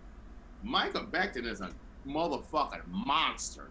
So if you move him to right tackle, and you solidify that, we got an offensive line that can do some shit. And so you already got the running back out of North Carolina who's mad shifty, Michael Carter, who showed that he could do some things. So now you got this cat, Brees Hall, who is like bringing the pain. I feel like Brees Hall is going to do some shit, and like this Jets running game is going to look like something. So this leads into rushing touchdowns, which they have Jonathan Taylor, which makes sense, but I actually think it's going to be Austin Eckler because when he gets into the red zone, they use him. They hand off a lot in the red zone, a lot. He doesn't really come out. He's a 3-down back. I think about it. He's a 3-down back. So rushing touchdown wise, like he gets a lot. He can easily get that. It'll be between him, Jonathan Taylor, and Damian Harris. Damian Harris in New England. Yeah, Damian Harris, Najee Harris, and what did I just say? Dalvin Cook. Thank you. So receptions, I mean Cooper Kupp is an easy pick.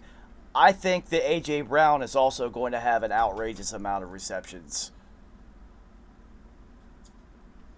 The reception leader, let's not get it twisted, is going to come out of the AFC. Let's not be stupid. The reception leader is going to come out of the AFC. I don't think it's going to be Cooper Kupp. That's a pick. I do. I know.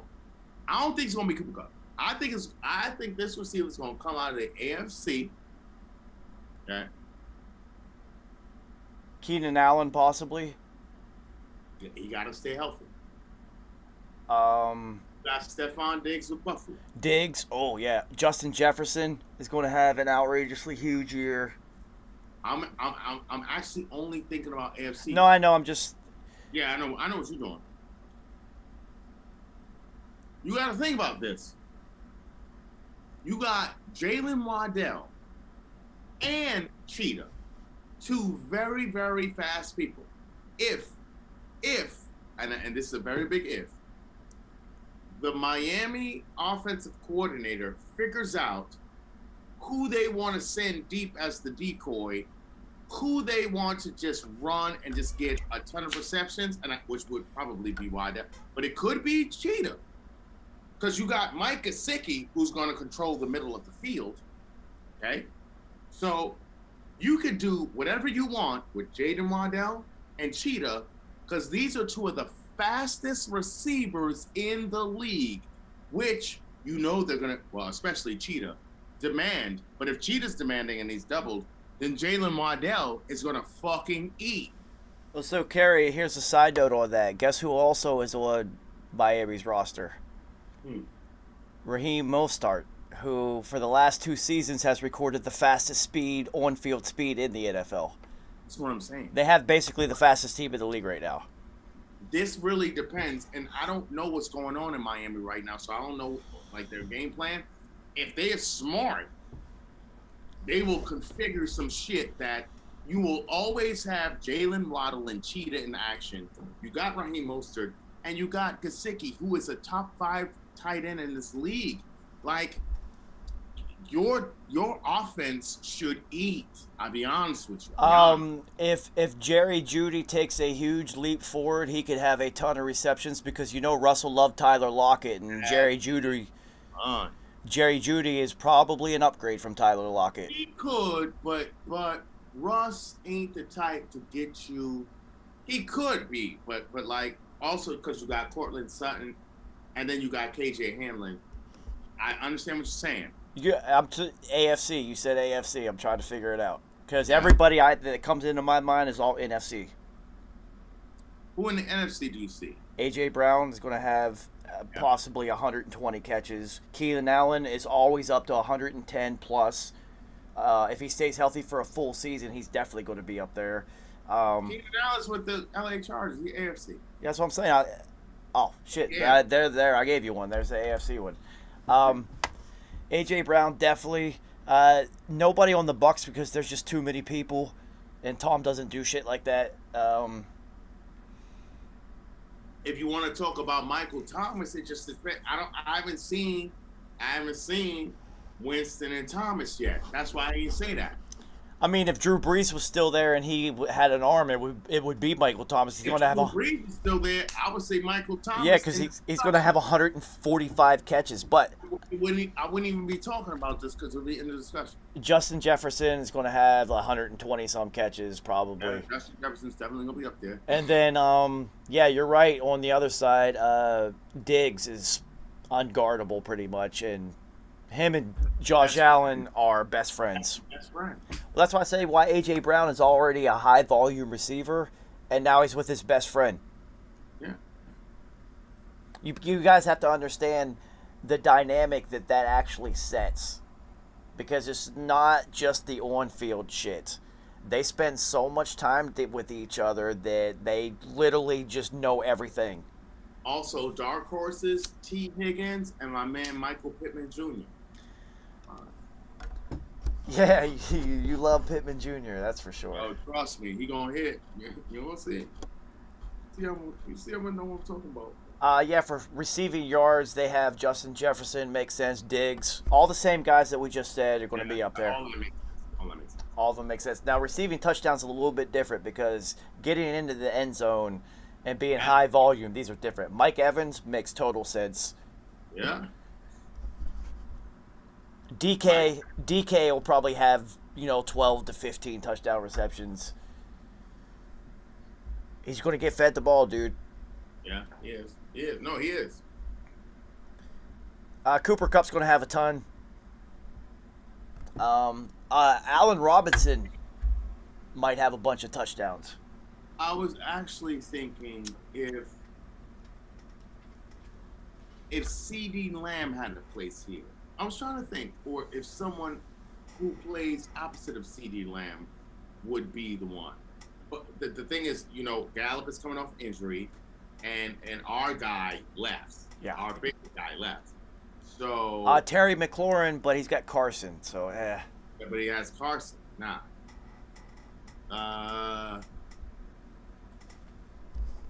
I mean, we didn't say Devontae Smith, who, if AJ's getting all that smoke over there, Devontae Smith is fucking fast. Well, Devontae Adams too, because now he's with his best friend. So yeah.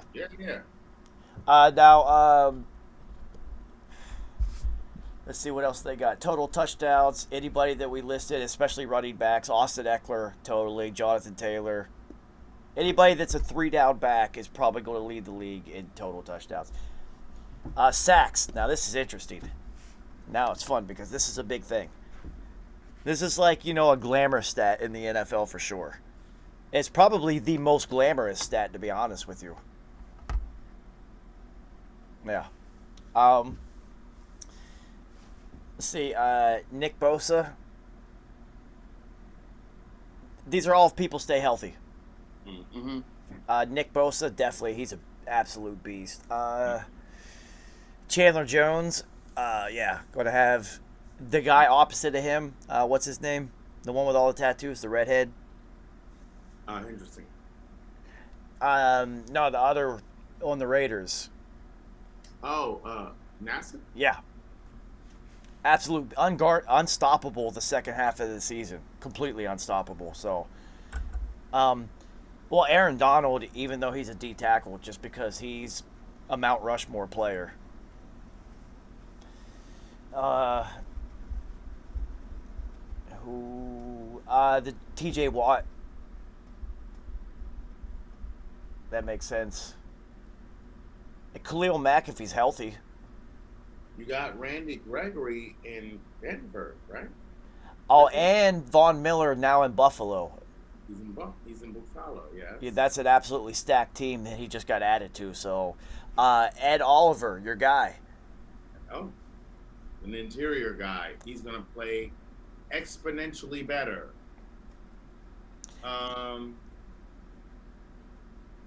Hey, I ain't going to sleep on this one. He's going to be a rookie. But, Davius, I can't. I'm just going to, throw that out there, just not realistically, but just, I need to throw that into the universe. Oh, also, I forgot about another one of your, shout out to another one of your guys. Christian Barmore signed an extension with the Pats. So, Christian Barmore. They're going to keep him for, I think it was either 3 or 5 years more. So that motherfucker's so good. Yeah. Ooh, I feel about it. Well, they already said in the article that I read, they said this is literally this guy is going to be multiple time first, all pro, not just Pro Bowl, he's that good. You know how I felt about him from the outside. Yeah, I know that's one of your guys. Interception leader. This is another glamour stat. Diggs from Dallas, but even though he gets burned a lot, it probably won't happen again. Xavier Howard in Miami always puts up numbers. He always does. The ball finds him. I would bet on Xavier more than I would bet on Trayvon. J.C. Jackson now in for the Chargers. That's gonna be huge. Yeah. Especially with now the talent around him, if Derwin James stays healthy, and with Asante Samuel Jr. on the other side. I would actually bet more so on Asante Samuel. Yeah, because he's going to get the volume's going to be at him. I would bet more on him. Yeah, this is being a former corner. I love this shit. If you can get double-digit interceptions, you've had a historic year in the NFL. Because once you start to get a bunch, they're just not going to throw it at you anymore. You've earned this. We're not going to you. You have to be a safety to get picks. A safety or a linebacker. Yeah, safeties. There's ball hawking safeties. Ed Reed always had a ton of picks. Troy Polamalu, ton of picks. Because if you're a really good corner, they're just not going to throw it at you. Revis never had a ton of picks because they never threw it at him. Dion he didn't have a ton. He just made the ones that he did get. He's just scoring. They were so effective. He's going to score. He's just going to score. It's almost every single pick he had, he scored. Every single one. Look them up. It's almost every single one. It's even ones that he dove and fell down, he would get up and still. It just. He figured it out. Yeah. It's such a debate. There's something Asante Samuel made him count. You know what I mean? Yeah. He wasn't as prolific as Dion, but every time he got a pick, he made that bitch count. Dante Hall wasn't as prolific as Dion, but when he caught them bitches, he made them bitches count. My guy, Rasheed Mathis. Of course. My guy. Yo, I like so many players on the fucking Jaguars as like my all-time favorites. It's nuts. Yeah. Yeah. Shout out to Freddie T. Oh, who's doing the pivot with Chandler, Channing Crowder, Crowder, yeah. and Ryan. Yo, So we have another segment that you're going to like. I got to re-up this Zoom, and this will be the last one, so I'll see you in like 45 seconds. Not fast. What up, homie? Yeah, we just running through week 2 of NFL training camp. Injuries are the name of the game right now, which is every NFL training camp is injuries, except for the Ronin year. During the Corona year, there was no OTAs and there was no preseason and there was barely camps. So what you have to understand is in the NFL, every single year, the first week or second week is where all the injuries occur because people go from working out on their own or not working out, but they're all professionals, they're all working out, but working out on their own at whatever pace and speed and whatnot and frequency to going at full speed. And especially with younger players, because there's a lot of youthful exuberance in rookies and whatnot, and they're trying to make a team. And like younger free agents and whatnot, they're trying to get contracts and make teams, so they're going a billion miles an hour. So they hurt themselves a lot. Because that's what happened to me when I hit college. When I got myself up to 170 pounds, I was so fast and so strong for my frame, it was too much. And I literally was just damaging ligaments constantly. You can only put so much torque on your ligaments. They're basically like, you can make your muscles bigger and whatnot, but you can't like strengthen your ligaments. They are what they are. So if you just go over what their expected load was, then you're going to blow them. And that's exactly what happens. And I never ever got injured in football outside of a broken pinky finger until I got up to 170 pounds, including my freshman year in college. I went through without an injury. Flawless. And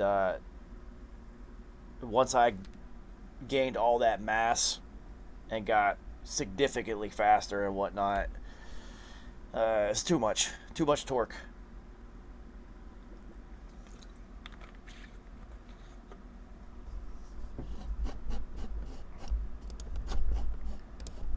Way too much torque.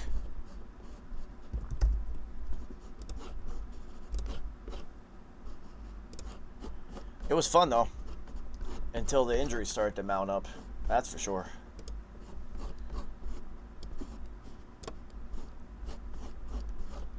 And mount up they did. Yo, I blew my left shoulder. Had to sit out an entire season. See, look. Went from 155 pounds and running a 4.4 somewhere in the mid 4.4s my freshman year into my sophomore year weighing 170 and running a 4.36, which is almost a full tenth of a second faster at a 40, which is a big jump. And going from never being injured to being injured literally the 4th day of fucking practice. So I experienced it myself because I went from working out at my own pace, own speed and everything, which was fine, but once I got into practice against the gladiators who are all 6'2" something, the physics of it, the speed that I was moving at, the collisions that were being created were absolutely too much for my ligaments to handle. So tore a rotator cuff, missed a whole season. Had an Achilles injury the next year and missed like weeks. And then the next season, This one was really pissed me off. No injuries going through camp, preseason, anything. Make it into week 1 of the season. I am now, this year, the starting punt returner. And on the very first punt return of the season, injured my knee and missed the next 6 weeks. So it just never stopped. Just constant injuries. Too much torque. It's too much torque, yo. Yeah. Too much torque. I can't handle it. Who? No, what I was saying is, so the whole injury thing that happens is you go from working out in the off season with your own people at your own pace, your own frequency and whatnot, and then you go into camp and things get ramped up a little bit. Some people push it too hard. There's a lot of hamstring injuries early in camp, shit like that. But like significant injuries happen because, especially for younger players who are going 100 million miles an hour trying to make a roster. Also, when you're not going against players who are of your same athletic ilk, meaning they're not moving as quickly or as fast as you, and you're going against players who are slower, your muscles will tense down. They will power down to go against the players in front of you, and they won't fire off as violently as they do when you go up against a player who is equal or higher value, when you know you need to fire all of your muscles off at the same time. And if your body's not used to that, and if it hasn't been doing that, if it hasn't been getting reps, ramping up to reps where it could fire off like that explosively, you can't go from 0 to 6. You ain't a Tesla. You can't go from 0 to 60 in 4 seconds. You got to be ramping up. So that means if you train with someone, say the Super Bowl happens, you train with someone in March, you got to train with someone better in April. You got to train with someone even better in May.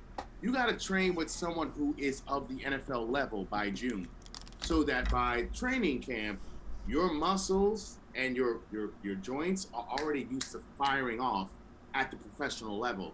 If you're just doing this with friends and colleagues and family members, you're going to get hurt every single time. Yeah, so I never had a football injury. At my playing weight was around 155 to 160, even through my freshman year of college. Mm-hmm. And then I realized how big everyone actually is. And if I actually want to get on the field, that I had to make a bump, which I got up to 170.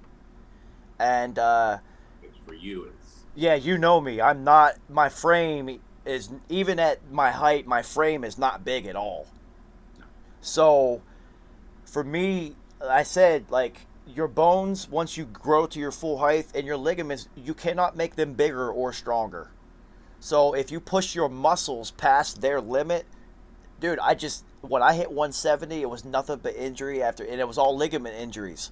Constant, the next 3 years, I had a ligament injury that made me miss at minimum at least 6 weeks. And mine will be the whole fucking season if you're not a superstar. Absolutely. Especially. So that's why I try to tell people, like, do you know how many people like who wanted to train with me? And I'm like, nah, I can't. I can't, because you're gonna fuck my training, because I need to be training with people on this level, or else I ain't where I'm supposed to be.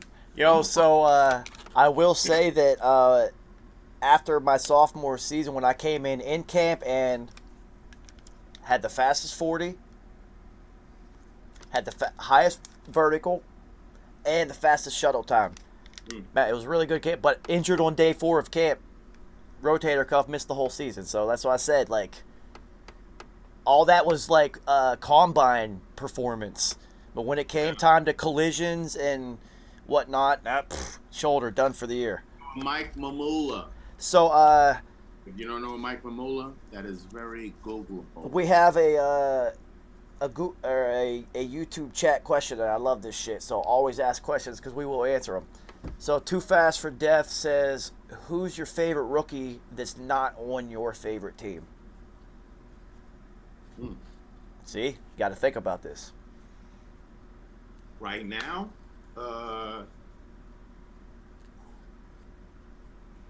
that's a good one. Because it's between a few different players. I got my eyes on a couple guys. These are my, like, I wish, okay, so I'll give you this. I wish they were on the G's rookies. Johnson out of Florida State, who went to the Jets, who was a defensive lineman. I wish he went to the G's. I wish the G's would have grabbed him. Sauce Gardner. Sauce. That sauce is going to be mad spicy for a long time. Smoke Monday is now one of my favorite rookies. You got Smoke. I'm really intrigued by Breece Hall. Not like I wanted him on the G's. No, it wasn't a Christian Watson. I did want on the G's. Thibodeau. Oh, got him. Like, we got him. See, he's not. See, you can't say that, but I can. Because he's not on my team. But that guy, yeah. Yeah, and look, I was looking at him since he was like a high school senior. And I knew when he was going to Oregon. And my eye was been on Oregon because of Herbert and all that. Even before that. Since then, it's Dixon and then back then. You know what I mean? So if now I want to talk to make it even more difficult on the offensive side, Drake London, because the Falcons don't have nobody. Drake London. Shout out to Colton for that one because he texted me that. The player. Drake London out of USC is a player. Also, Too Fast for Death knows about Smoke Monday. He's a Saints fan. That's what's up, yo. Saints making the playoffs this year. Trust. Yo, Trust yo, homie, Smoke is now my new favorite player in the league. I love it. Smoke Monday, yo. That name is so versatile. You already know how I feel about it. Yeah, Too Fast for Death. You're right. Basically, anybody that the Jets drafted was going to work out because they had a great draft. Had an amazing draft, yo. Amazing. All right, so this other segment that I wanted to run through with you because this is basically this 3-week period before the NFL really starts to kick off. From when camp starts is really the actual dead period because you're like, oh shit, camp started. And then it's just like, oh shit, we got a couple weeks till anything actually real happens. So ESPN has put out on offense only, so this won't be that long. Their greatest of all time list. Only one per position. So you know it's gonna be fucked up. Okay. Yeah, that's what I'm saying. Only one. I'm gonna be mad. I already know I'm gonna be mad. All right. All right, quarterback. Is there any debate, honestly? Is there? No, there's not. It's Tom. Like the list of accomplishments. Yeah. There are people who did not vote for Tom. The fact that it's not unanimous was retarded. He got 44 out of 50 votes, almost. And I read all of this already. So wait, and what era are we looking at? All time, all of it. All time. Go in every offensive position. There's Montana fans. Yes, there were a few Montana fans, but it was 44 out of 50. So by heart, it's pretty high. 88% was by far and away the most out of any position. And it should be 7 Super Bowls, and he leads every statistical category, both in regular season and playoffs, by a mile. And Drew Brees just retired, so nobody's going to catch him for a minute. Look out for Justin Herbert to be chasing him down in 20 years if he can stay healthy, though, because it's just going to be numbers forever with that guy. He's interested because he could be a doctor. You can also look for Josh Allen to have it because that guy is a football guy. That's what I'm saying. Like Josh Allen is a football player, and Joey Boyband is a football player. I'd be looking more that way because Herbert got options. Yeah, and look at him. Look at him. Come on, he can do other things. Look at him. He could be Seattle Grace. He could be He could be on billboards. Whatever. He can go. He can go be a doctor and then go play one on TV. You know what I mean? So yeah, he got options. Peyton Manning also got a vote. Makes sense. Fair. Oh, he got 2, so it makes sense though, because it's Peyton. He changed football. Fair. Running back, Who did it? Jim Brown with half of the votes. Even still to this day. I would put him as the best of all time. I will say this. That is very impressive. So if you look at why, Yeah, I get it. I get why. so let me explain it to people who might be a little bit younger. It might not be just a student of the game because I didn't get to watch him play, but I am a student of the game. Jim Brown played only 9 seasons. In 8 of 9 seasons, he led the NFL in rushing and rushing touchdowns. He was an MVP 3 times. Basically unstoppable from the moment he got into the league until he decided to go do other things like get into politics and acting and whatnot. But yeah, half of the qualified fucking movies too. Yeah, of course. Half of the voters makes sense. Makes sense to me. Barry Sanders got 14 votes. That also makes sense because if you don't say Jim Brown, you say Barry Sanders. Yeah. Walter Payton got 6 votes. That also makes sense to me. And then Emmitt Smith got 3. All right. Whatever. A statistical leader. I get it. Okay. Marshall Faulk got 2. Thank you. Okay. I would take him over Emmett, I'll be honest. Me too. Eric Dickerson got 1. I can see why. OJ didn't get any, but he was never going to. But if you just look at football, possibly. Jamal Lewis get 1. And then LT got 1. Shout out to LaDainian Tomlinson getting a vote. You mean LaDainian Tomlinson got 1? Yeah, so I don't think he should have. LT. I don't think he should have been as. Lawrence motherfucking Taylor. I know, but like as the greatest of all time no, he shouldn't even have got a vote. Yes, he's a top 10 running back of all time, but he shouldn't got a vote for greatest of all time. Who the fuck voted for LaDainian Tomlinson as the greatest running back of all time? Interesting. And why? Over Walter Payton, Probably Barry Sanders, and Jim Brown. Are you serious? Who's the Jets? I have trouble putting LaDainian Tomlinson ahead of Adrian Peterson in my all-time list. Easily. So Comes back after an ACL. The opposing team knows you need a certain amount of yardage to get this record, and then also we need to actually stop you because you can get into the playoffs, and that would fuck us. And they still get ran over. And this guy misses it by 9 yards. 9 yards. 9. In a season with Christian Ponder as your quarterback, you also when all you're going to do is run. You also take this team to the playoffs and win an MVP. Come on, man. Greatest single season in NFL history, by far. Greatest single running back season. Oh, so I was wrong. At wide receiver, Jerry Rice actually got 90%. So he was higher than the 88. So which is fair. It makes sense. He's so far and away statistically above anyone else. Still feel like he is the best football player of all time. Yeah. So if you're in the discussion as greatest football player of all time, you're going to be on this list in your position by far. The other one, be Jerry Rice, Tomas Brady, the real LT, Lawrence Taylor, and I may be looking at like a D and or safety, like we're talking about Dion. Dion. Yeah, Dion's the other guy. Dion. Yeah. Dion. Yep, that's it. So as other votes for wide receiver, Randy Moss is the only other one. Oh, he got 4. And it's because it's Randy. Literally. Well, it's also those Raiders years. I'll be honest, if he didn't have that break off from the Vikings through Raiders to then go to, if he would have been able to just go Vikings, and if he left the Vikings, go to another squad where he then played another 8 to 10. So imagine he goes Vikings Patriots. Then what happens? He would have been cemented as the greatest of all time. Because he also would have had a couple rings because he would have been there during a couple. He would have been cemented as the GOAT.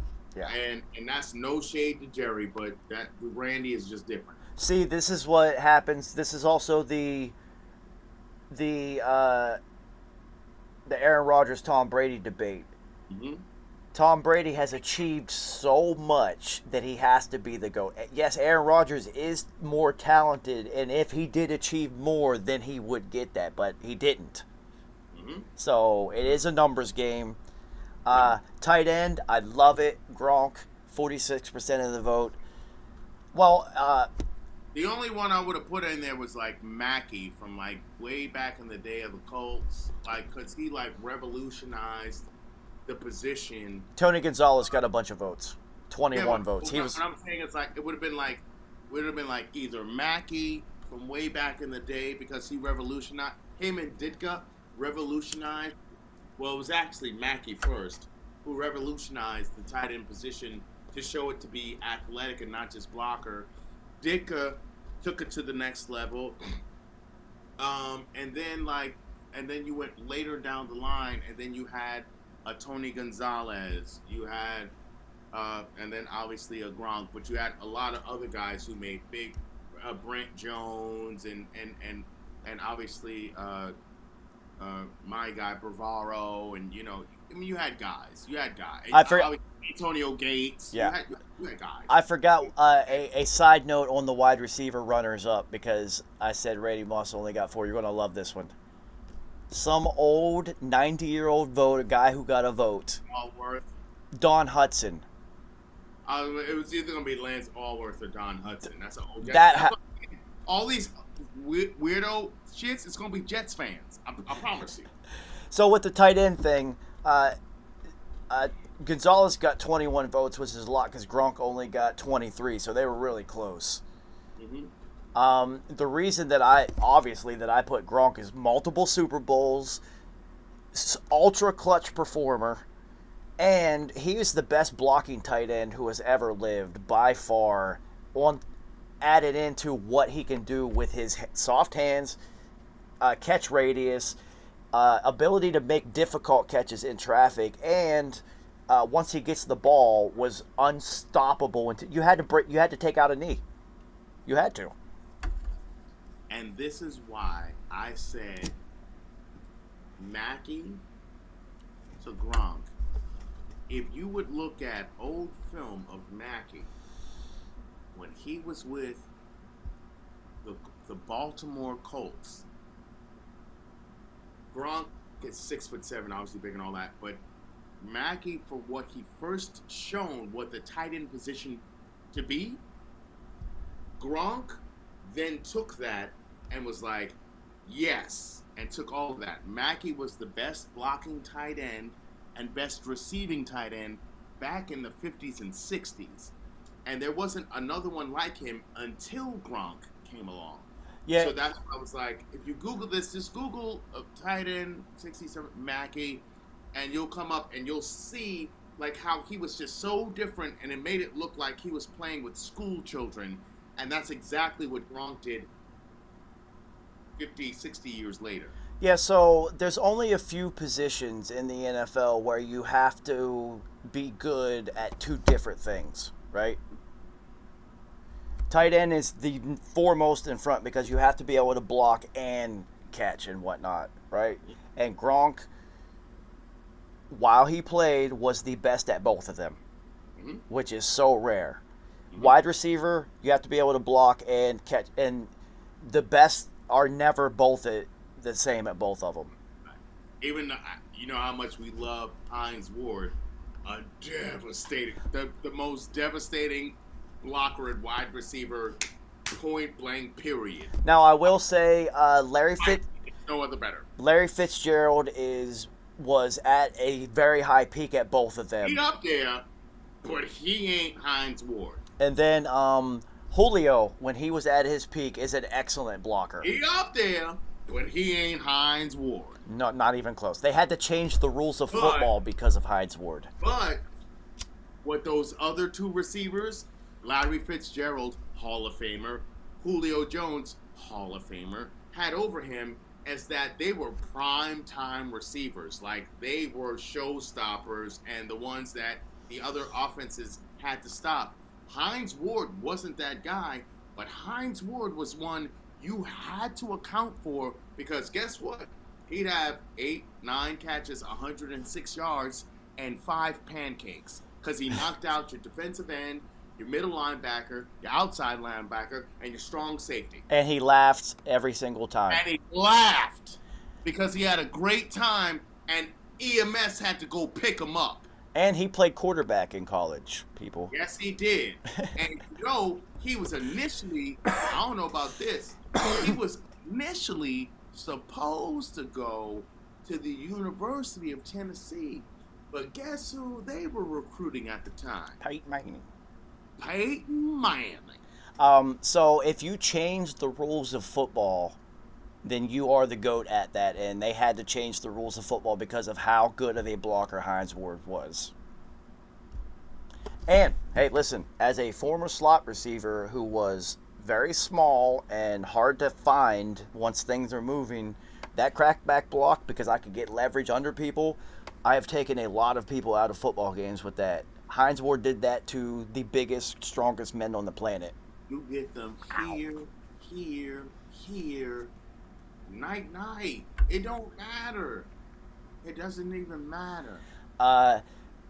Shout out to two young receivers who are beasts, who are willing blockers. A.J. Brown and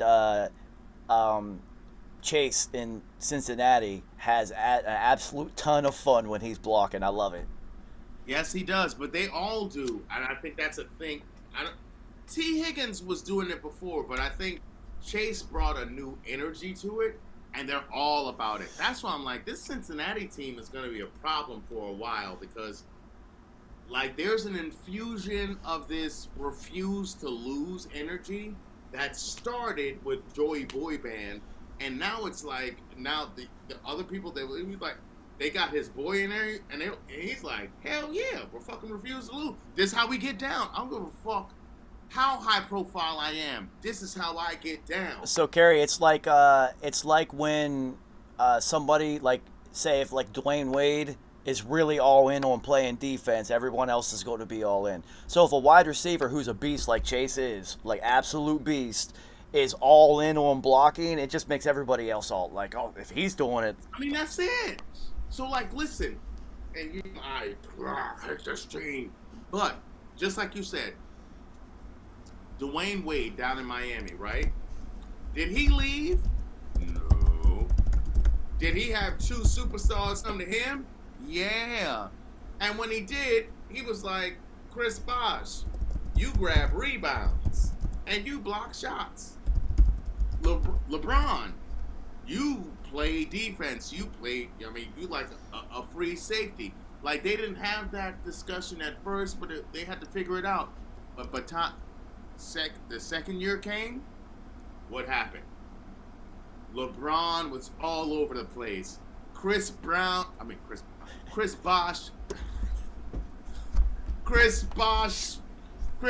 smacked every bitch in him.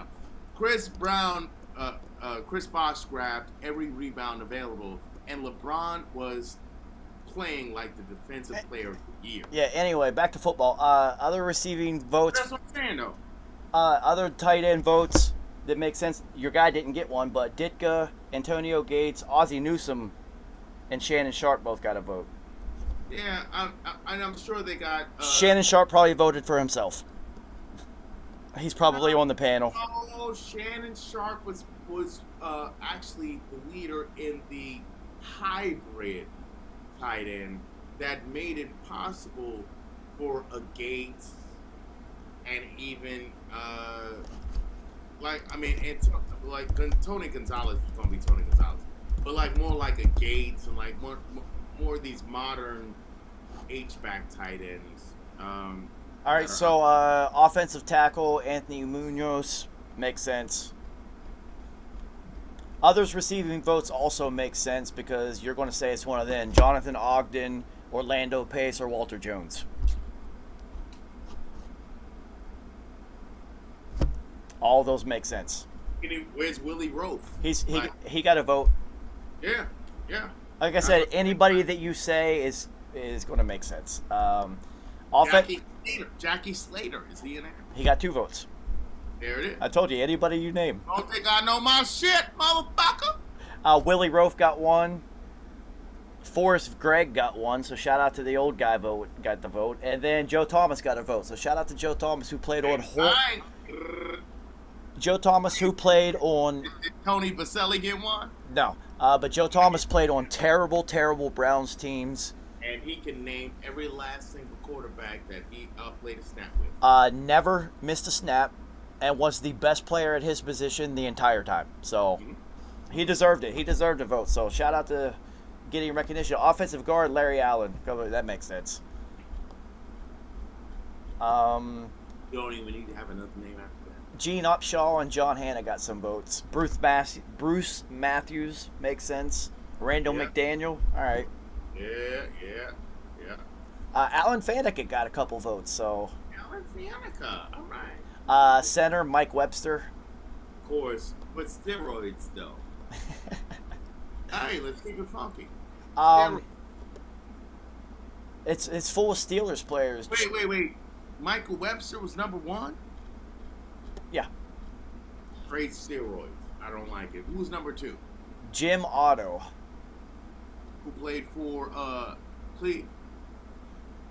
That was like the 60s, dude. I don't even know. That's what I'm saying. Did he play for Cleveland or did he play for like Philly or? I'll take Bart Oates. I ain't fucking with Mike Webster. Chuck Bednarik also got 11 votes, which is a lot. Oh, Chucky Bednarik, yes, but that was Philly, I believe. He also got he was all pro at center and linebacker, so that's an all. Yeah, no, that was definitely Philadelphia. That was Philadelphia Eagles. Dermontti Dawson. Stellars. Yeah, let's go Dermontti. Fuck it. Dwight Stevenson and then Mel Hine, whoever the fuck Mel Hine is. So I'll be interested, because they split this in 2. I'll be interested to see who the defense is. You know, Lawrence Taylor is slam dunk. Oh, they didn't even go like right tackle, right guard. They didn't go. No, just guard. It's good. It's just at each. That's hilarious. Okay, great. All right, give me the next one. No, that's it. So they didn't do the defense yet. So it'll probably come out in a couple days or next. We'll do it next week whenever they put out the defense. But you're going to look at Lawrence Taylor, definitely. So then you're going to see like Aaron Donald and Reggie White, but Reggie White will probably get it. You're going to see Bruce Smith, but he just was like a product of staying around for 20 years. And then, it's either going to be like, the safety, the old guys are going to say Ronnie Lott, but it should be Ed Reed. And then Troy Polamalu is going to get votes. Now, let me tell you something. You can't put Ronnie Lott in the free safety situation. He has to be strong safety. That doesn't exist anymore. Strong? Yeah, that's just, it's... Yeah, I know what you're saying. That's what I'm saying. That's why I was like, it's fucked up. And he wasn't a true free safety. Because he'd knock your ass out. He was more of a strong. Troy Polamalu wasn't a true free safety either. No, he was not. He was more of a linebacker. Yeah, well, he was just whatever he wanted to be at the time. Right. He was an elephant. He was like, yeah. So... Safety. We talking Ed Reed. Ed Reed by far. Yeah, we talking Ed Reed. We talking homie who got killed in Washington, Sean. Sean Taylor. That's who we talking. We talking Ed Reed. We talking Sean Taylor. And then there will be one player, possibly 2, that may appear on both. And there was a white. On not both, but 2. Rod Woodson may appear on both safety and corner. And Charles Woodson the same. What I'm saying is there was also a white safety dude, free safety, who played for the Vikings when they were going. His name was Paul. It was Paul something. It was Paul, and he has 81 interceptions in his career. He, I believe, is still the lead in interceptions in NFL history. And he played the Vikings won 4 different championships. Ahmad Rashad, who's not Ahmad Rashad then and not covered in the NBA, and before he was married to Felicia Rashad, was playing on that team, and they played against the Raiders, and they got destroyed. That was when they were the Purple People Eaters, and when a little Fran Tarkenton was their quarterback, who scrambled all over the place. The original quarterback, running back to play quarterback.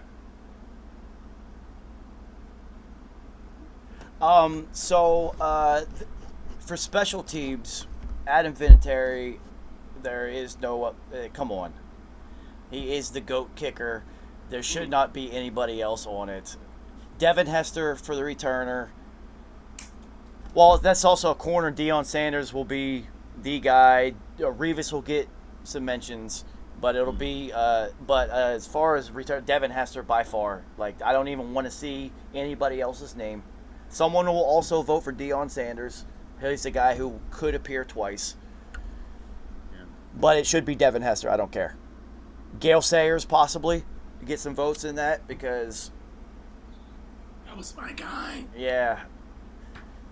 But no, but Devin is like, I mean, when he came out of Florida State, I said whoever drafted him, their team has changed forever. And it was Chicago, and I was like, oh shit, I don't even know if y'all know what y'all got. And they used him almost perfectly. They changed the rules because of Devin Hester. If you make the all-time 100 NFL players and all you did is return punts, not just the best at that position, you made the top 100 players of all time and all you did is basically return punts, you're special. You're special. That dude just knew how to do it. When I saw him in college, I was like, I knew in college, I was like, oh shit, this dude different. I wish he got drafted. I was like, I don't think y'all know what y'all just drafted. That dude different. So I wish that New York had sports betting when the Bears went to the Super Bowl, so I could have live bet Devin Hester taking the first kickoff to the Super Bowl. Oh my God, that would have been fucking amazing. All right, so this is how profound of a kick returner that you are. When you make it to the Super Bowl, basically because you were the offense for significant games during the season, and the entire world knows that if they kick it to you, he's going to take it back. It was almost guaranteed, and he did. And so the funny story about that is Tony Dungy, leading up to the Super Bowl, the special teams coaches were like, don't even kick it to him, don't even kick it to him, don't even kick it to him. And then Tony Dungy, right before the Super Bowl, said, you know what, nah, we're going to come out here and set the tone, we're going to come out there and do what we do. And they kicked it to him, he said, and about 14 seconds later, he was already in the end zone, and they won. The Colts won. So. They did. But they made a grievous error because you just kicked it to the best. It's like 1A. It's like 1 and 1A. Deion and Devin. You don't kick to those dudes. Point. Like, and you know who would have put his name on that list if he would have been kept back there? Cheetah. Because that's how Cheetah fucking really made his mark in the league. That's when I picked him up. I picked him up when he was returning kicks. I was like, oh, this dude is different. Yeah, so this fast. This dude is special. I was like, this dude's special. They just don't know it yet. And then they moved him to receiver, and then done deal. So when you see Cheetah run, it's like when you see Deion for the first time, because when Deion is in traffic and high-stepping and still creating separation, you know that he's different. Like, oh, he's fast. When you see Cheetah run, the second you see him run, you know it's different because he's so much faster than everyone else around him. And it doesn't matter who's around him. It doesn't matter. Because it's instantaneous speed. It's within 3 steps. It's full speed. He sees angles you don't see. He sees angles that people who are not as fast as him will never see. Well, also a special. That's why I know about speed. You know what I mean? It's like I will tell certain people, hey, you want to do this and then cut here. With Cheetah, I'll be like, hey, figure it out. So special shout out to separate. I know he will create the separation. I don't have to create separation for him. He will create separation for himself. They make plays so that people of normal speeds can create separation on offense. With players like that, you don't need to create. You let them create, and you just figure it out. So shout out to two people that also did. Randy Moss, world class speed, literally ran by everyone at will, and then oh fuck, I'm high. Fuck, it was the person I wanted. Michael Vick, because when he was running at full speed, he literally was faster than everyone else on the field, and it didn't make sense because he was the quarterback, and it's not supposed to happen like that.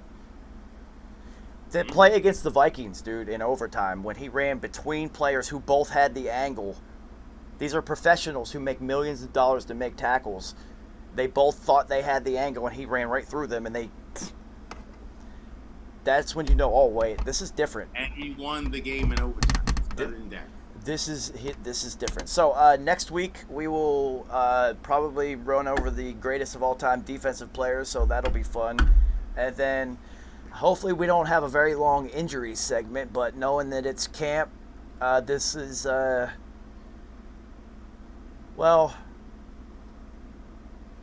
like this week there'll be some more, and then like the second week of preseason, when players like play a little bit more, you have a couple more, and then that's kind of it as far as like and then unfortunately for one team, and it happens like clockwork, this is the sixth horseman of the NFL apocalypse. Every season, one team has the injury bug. It's just one team, and they lose like 12 important players. So mostly. You have to understand that every team loses that amount of players, but for one team each year, it's like starters and like important ones. Yes, I know it. Every year, and it sucks. Every year. So yeah, homie, I appreciate it. I'll see you next week, and yeah, I'm high. I ain't got nothing else to say. I got nothing for you. Shout out to everybody that watches this and that will watch this, and then hey, hallelujah, hallelujah back. Hey, we got more in store. And then, what is today? Tuesday? Oh, Thursday. This is the last thing. Thursday, Hall of Fame game. I will watch it because it's football, but nobody who starts is going to play. And it's people who are, like, the last of roster spots trying to, like... Need to know. But it's funny because there will be somebody that, like, makes some plays and you're going to be like, oh, who's that guy? Mm-hmm. And he won't make that team.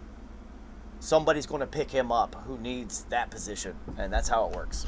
He'll be on the Browns in no time, starting at quarterback. All right, homie. I'll see you next week. I'm on.